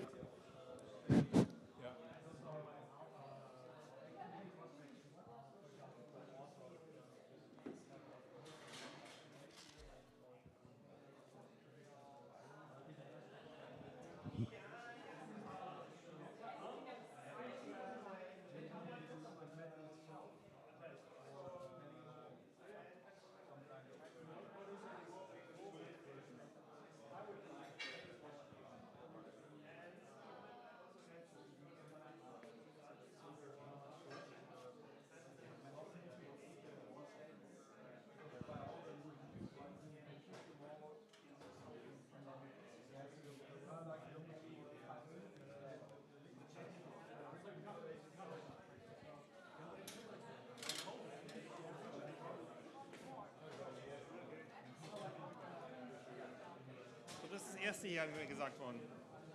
Ja.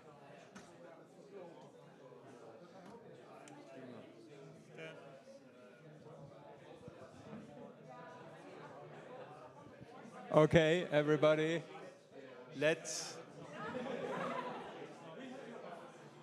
reconvene, please.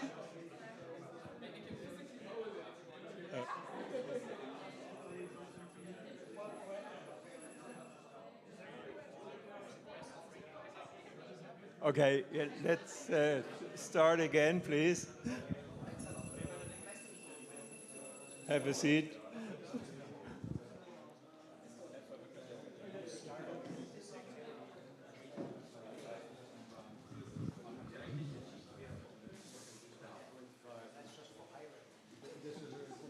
Okay. We're making the simulation. Yeah. So let's move on to the next step of the game. So we have additional hardware here now. And so what we would like to hear is what you discussed and found out in the different discussion groups, in the different corners. So who wants to start?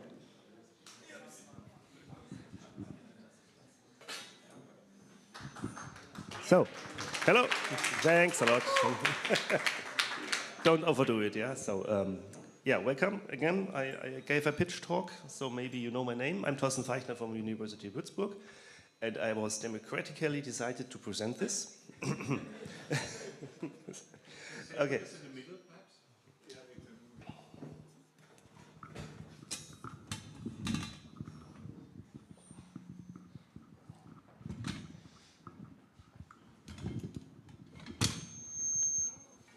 Feedback, nice.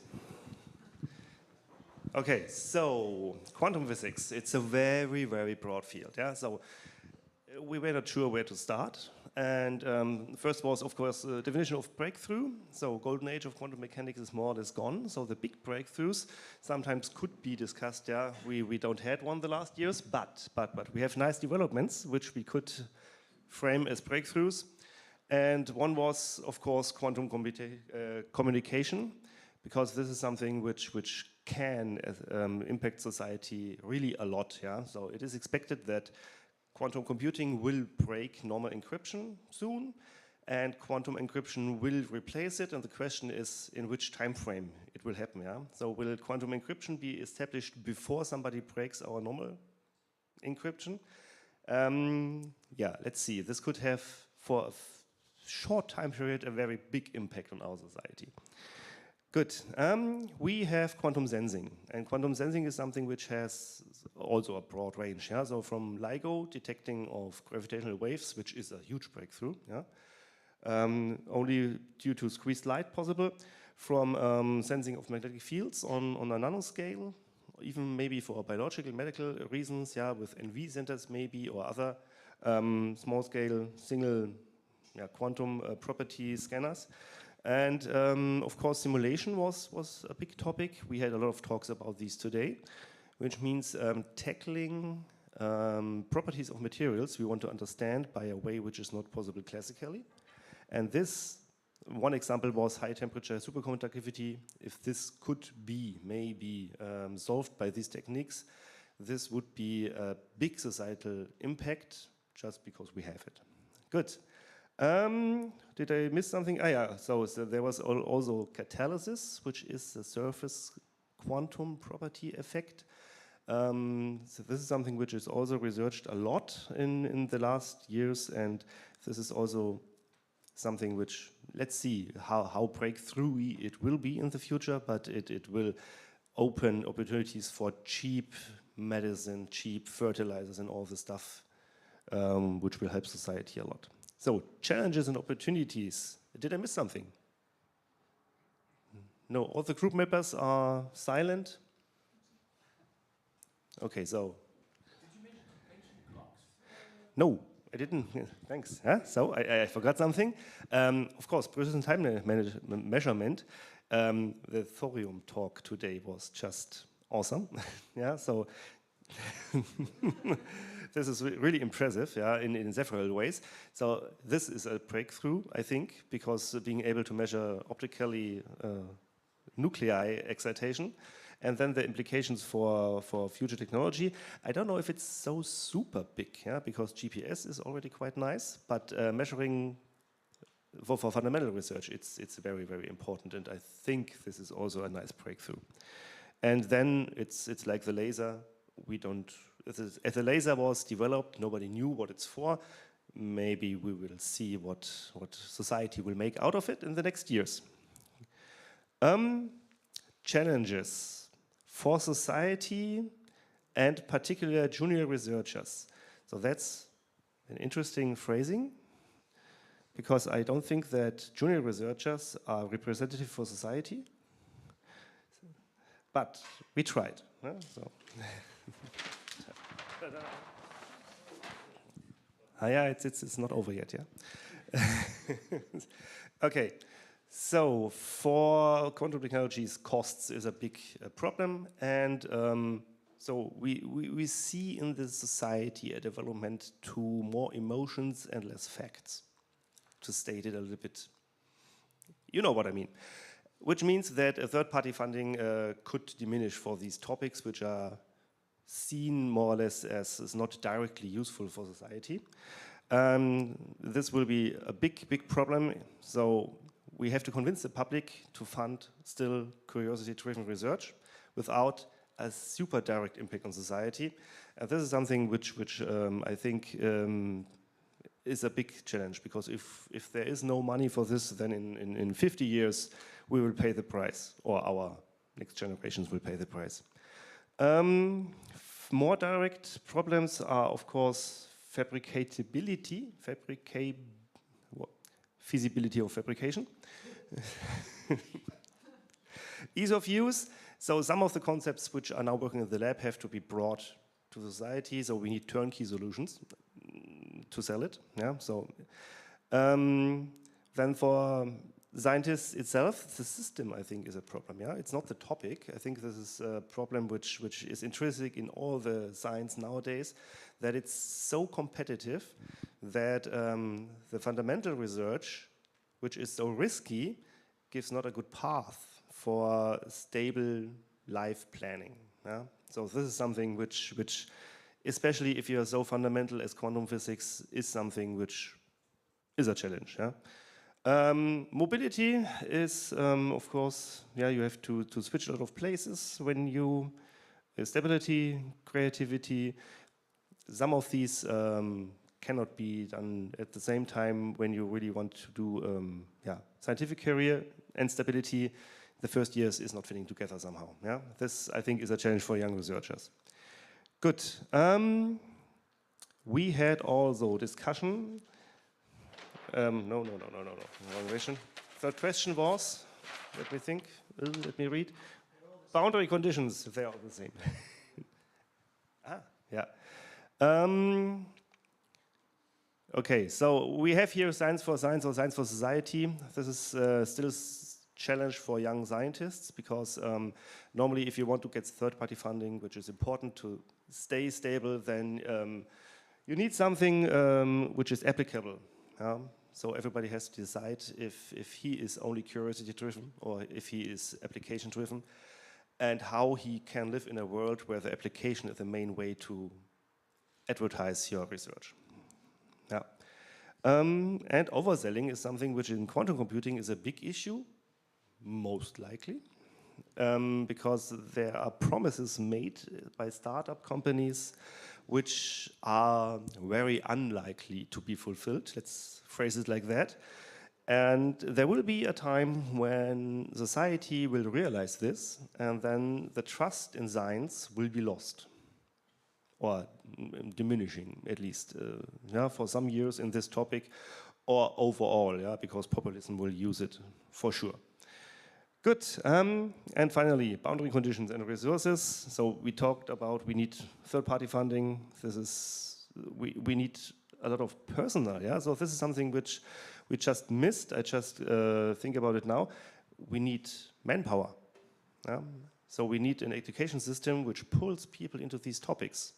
And I think every university in Germany has a problem that student starting numbers are declining somehow.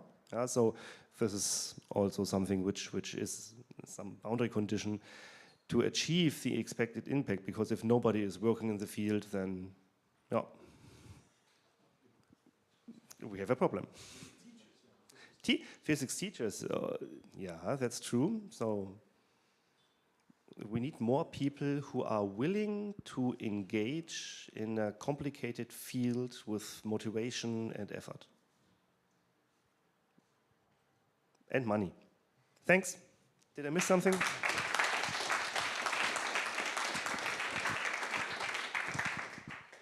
Okay, great. Thanks. It was a great summary. I think we just continue with the presentations first and discuss then everything together at the end, please.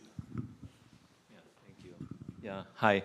Okay, so maybe let me start off by talking about this combination of words quantum and X-rays. I don't think everyone truly appreciates, how profound it is when you combine the word quantum and X-rays. Because today, X-ray tubes, what mechanism does it depend on, right? Collisional ionization, collisional inner shell ionization, which was the original mechanism that Röntgen used to discover X-rays the very first time, right? And that was in 1895, that actually predated, the birth of quantum mechanics. So, it's very interesting that even up to this day, 130 years later, we are still using X-ray tubes, that run on a mechanism, that predates quantum physics, which begs the question, which raises the question, how can we combine quantum physics with X-rays to make them better, right? Quantum physics has changed the world. It has made computers so much better, right? Turn our mainframes into things that we can put in our pockets.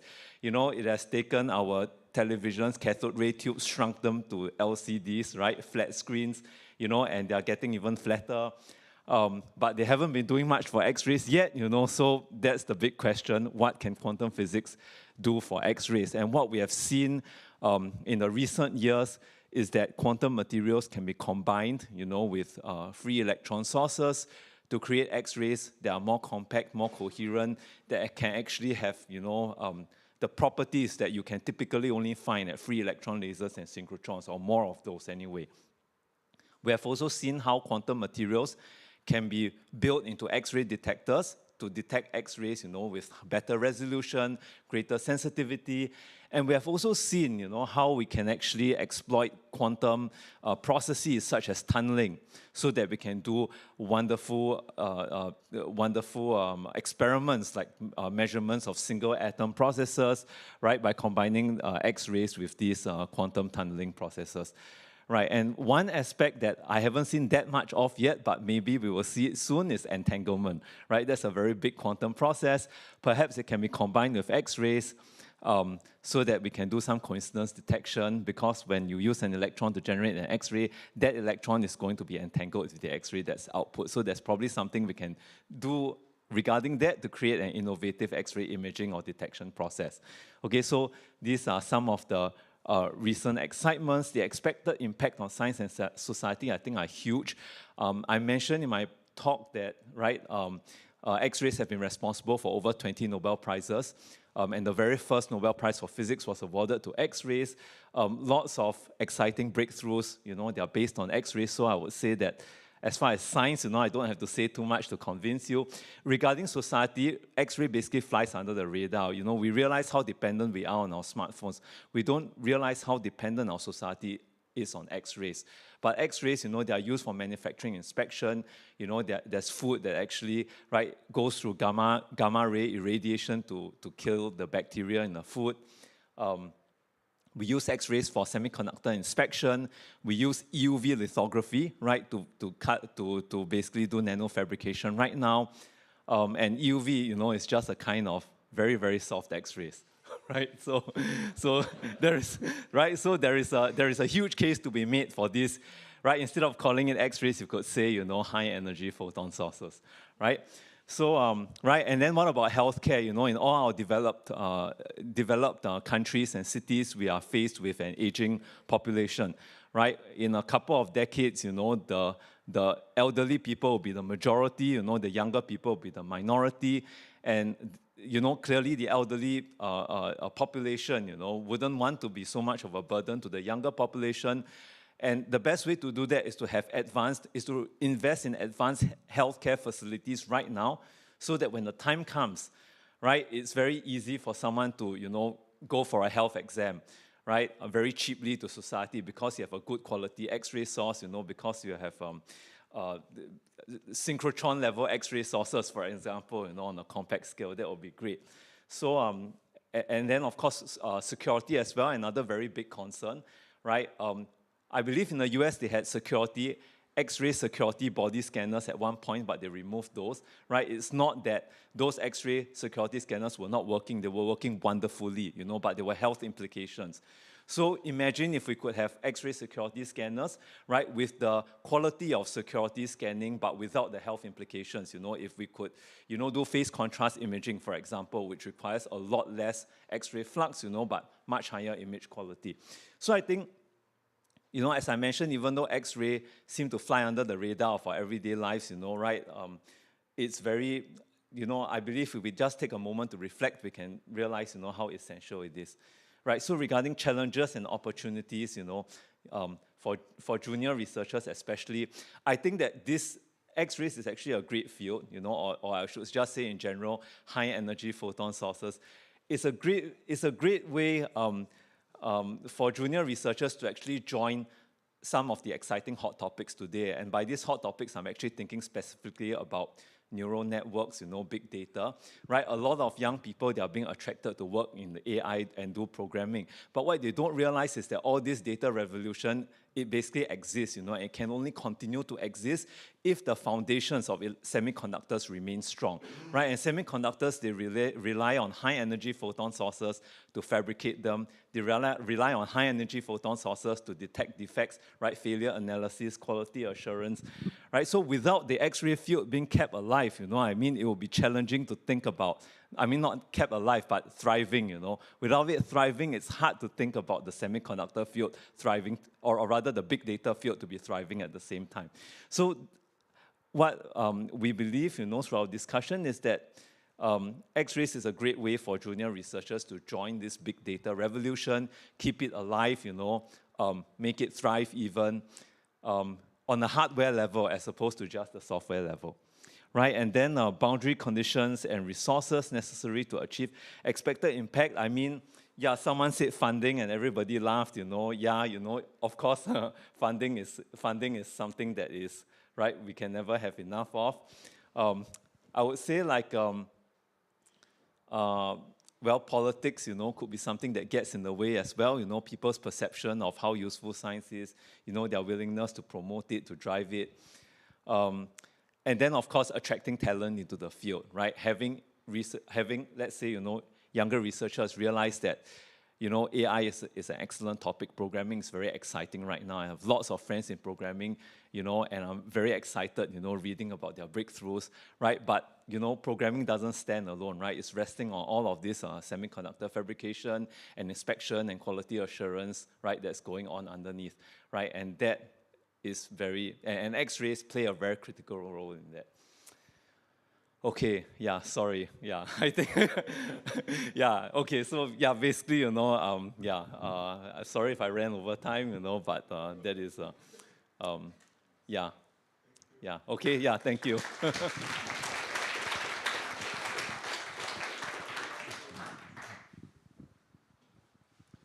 Hi. I'm quickly going to introduce myself because I neither gave a pitch nor a talk today. I'm Luan. I'm a bachelor student and a research assistant for the Max Planck Institute for the Science of Light.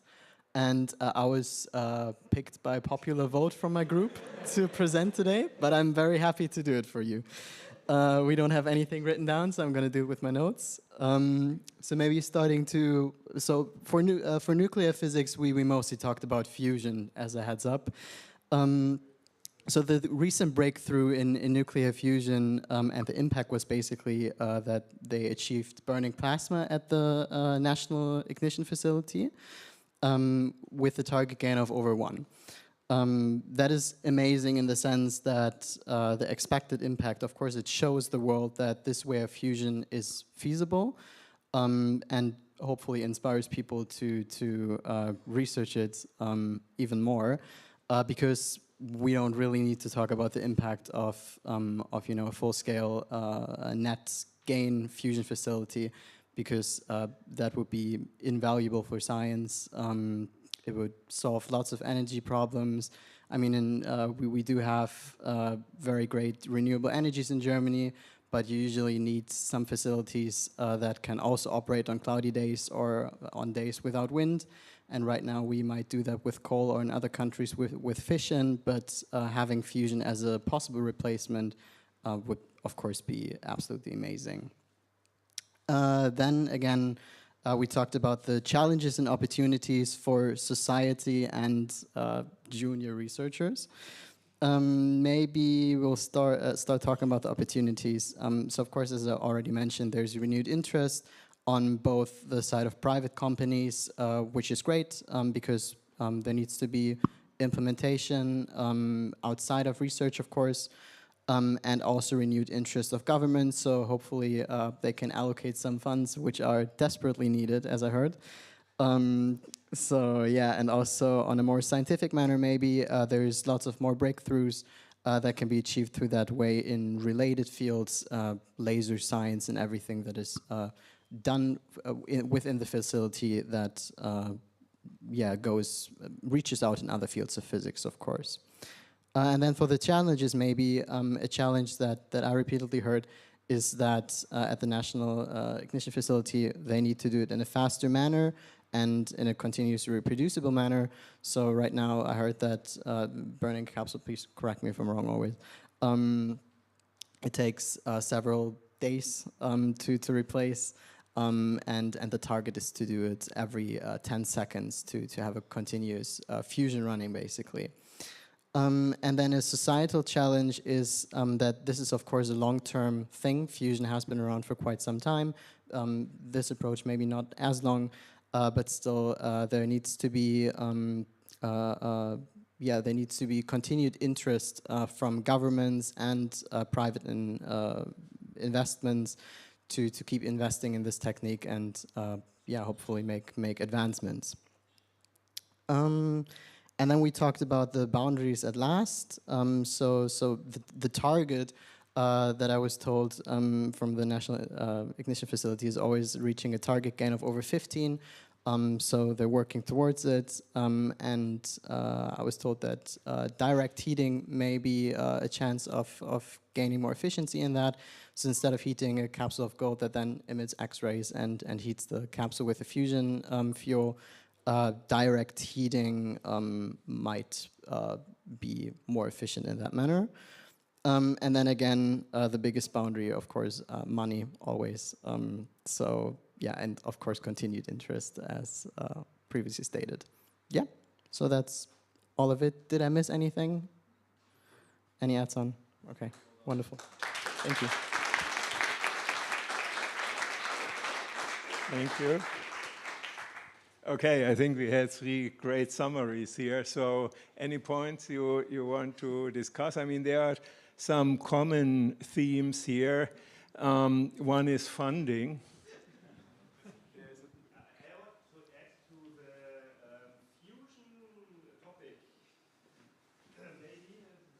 Yeah, I think, yeah. So with the renewables and development in is it working?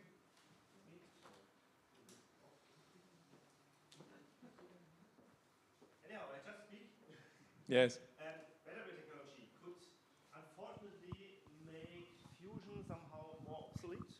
Because when you have renewables and a good battery technology, then why do you need then any basic energy? Because it's simply, well, I'm for fusion, yeah, I like this topic. Yeah, Yes. I'm talking about it because I heard about it 2 days ago on another fusion talk, actually.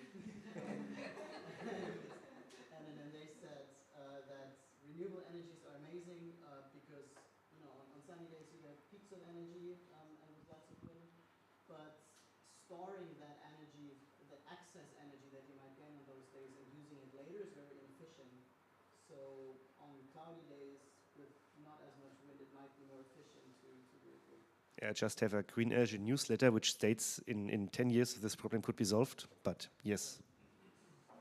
Well, I think all the projections that are out there, even if you assume solar is growing exponentially, but still we won't have enough renewable energy by 2050 and even by 2070. So we still need something else. So that may be nuclear, or that may be hopefully fusion, but we need something else, or fossil fuels with carbon capture. But I think that's a bit old-fashioned. Okay. Maybe that's also a question from my side. So now we say, okay, renewable is good. But if we say, okay, climate change is a hoax and we have enough cheap gas from fracking and maybe get it from Russia, so why do we need this renewable energy? So what should be our position? Okay, in the scientific community, maybe there's a kind of agreement about this, that it's necessary, but wouldn't this be an immediate issue? So how to justify that maybe still budget is available for developing renewables, but maybe also other technology, maybe say it's too much money and we don't need it for the next 10 years, and so the next generation we don't care. So do you think this is alarming, or so what should be the position and how to reach the general public? Yeah, I'm sorry, but I'm answering this again, but I think prosperity is a function of energy and ideas. And the more energy we have, the more prosperous we are. So I think we need basically any energy source, and preferably clean energy source that we can get. And we can solve a lot of problems with an abundance of energy. We can even capture CO2 back out of the atmosphere, and we can create all kinds of sustainable materials if we have enough energy. So I think we should strive for energy abundance, as much energy as possible. So we should bet on all horses and make fossil energy too expensive to use.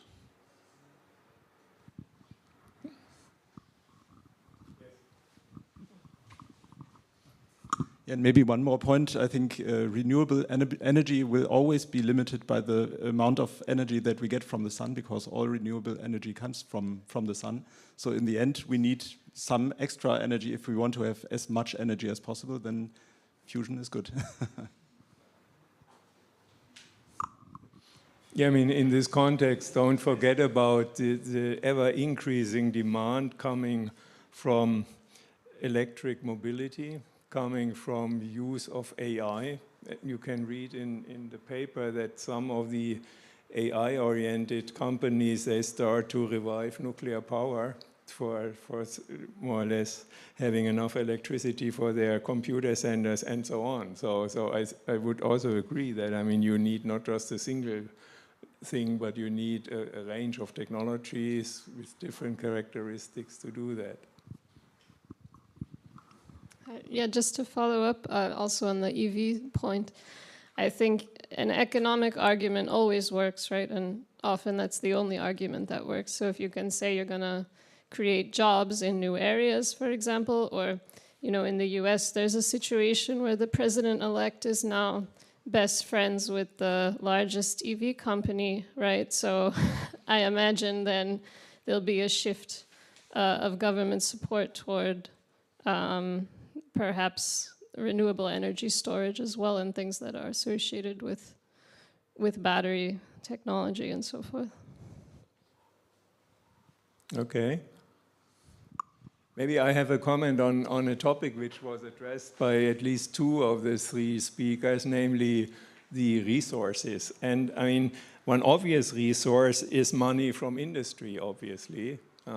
And I mean, when I was in the early stage of my career, there were famous labs, industry labs doing basic science, like AT&T Bell Labs. There were the labs of IBM. There were other labs also in Japan, in Asia, and in Siemens in Germany on a smaller frame. And then there came a period where all this has disappeared because the people assessing the economic performance of the company, they said, well, we don't need this, it is too expensive, and I mean, it's not what we should fund.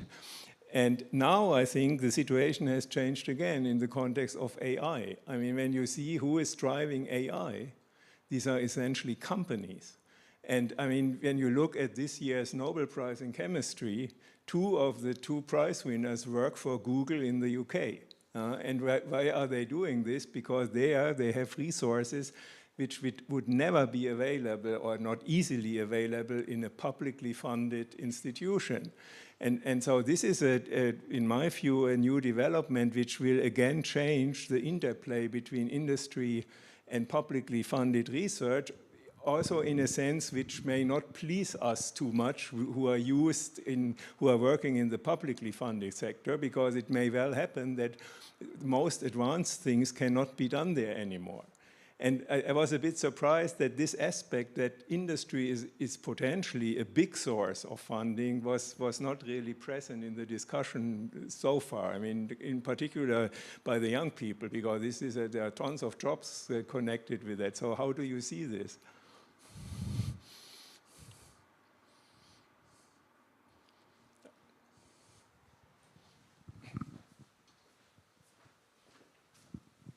I can maybe just share some experience that I made with the company at Darmstadt, which is Merck. It's one of the big pharma companies, but I think it has many other branches.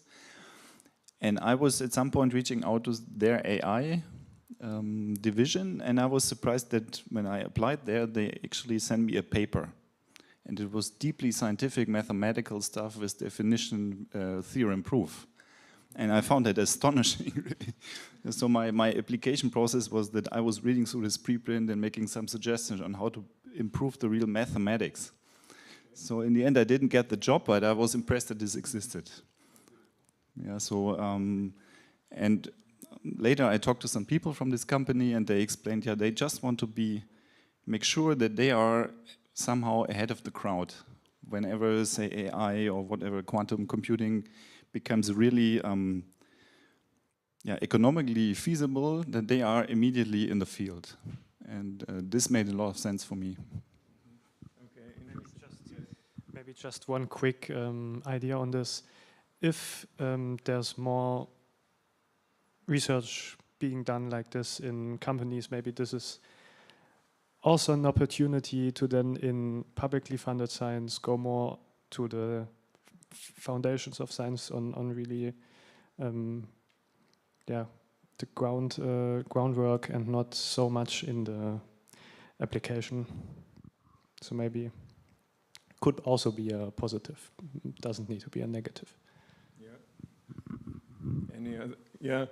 Yeah, maybe topics which economy is fond of funding are these which look like a lot of profit in a short time. Yeah, so I think in AT&T and Bell Labs, this was semiconductor industry just hyping and development so quick that when they develop it by themselves, it was the fastest way to create revenue out of it. Yeah, and this is with AI also now the case. And AI itself is not so. That's maybe not completely right. Yeah, but a single computer is cheap. Yeah, a single vacuum 0K experiment is not cheap. Maybe this is also a reason why the economy is now so fond of AI, because they just have to buy a few more computers to get the next stage of AI level or so. And when the results will come slower, then the economy will leave it again. Okay, interesting view. I'm not convinced, but anyway, we can discuss this later. Any other comments?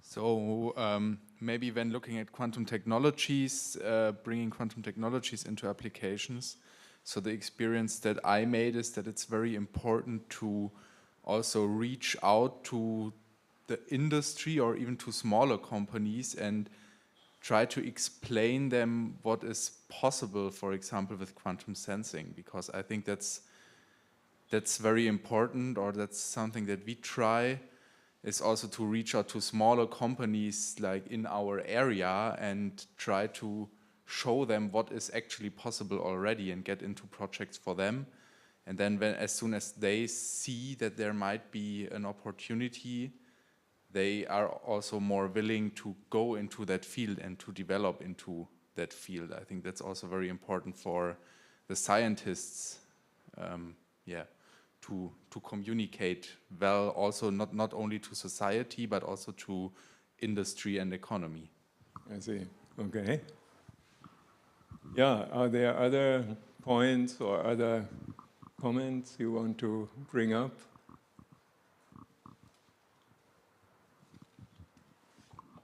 Okay. Maybe one. Yeah. So I know a PhD student who did it at Siemens, and he was at a point after 2 years very frustrated when Siemens decided, this topic is not interested anymore, so please switch your topic. Yeah, so freedom of research is for me a big motivation not to go into industry. Okay. Yeah, if there are no further urgent comments, then maybe Oliver, you close. Okay, yeah, I think it was a very fascinating symposium, and I was also super excited about the presentations we had and also the discussion. And so one thing, it would also be good to get some feedback, maybe to give us some feedback, what you liked or maybe what to improve. And also maybe for the young researchers, so I think you met a number of people, maybe you run into them again during the conference. So take a chance and maybe exchange, not name cards anymore, but scan each other's name or whatever you are doing, and so just to keep in contact. And then that's maybe a good chance, because now you recognize faces, and we've seen there's also advertisement for positions and so on. I think that's definitely always the case. So any research group is looking for you, basically, to work with them. So to use this opportunity. And then finally, I'd like to thank all who participated to this symposium, all the speakers and all presentations, and the participants for the discussion. So thank you very much. So that's the essence of a symposium, that everybody's engaged. So I felt this was great. And also, thanks for the team. Wilhelm, I see there. So also thank you very much. Give them a hand for the team. And and of course also the Heraeus Foundation. So again, thank you very much, all the speakers, everyone who participated. Thank you very much, and we run into each other maybe in these days, otherwise maybe the next year. Okay, thank you very much.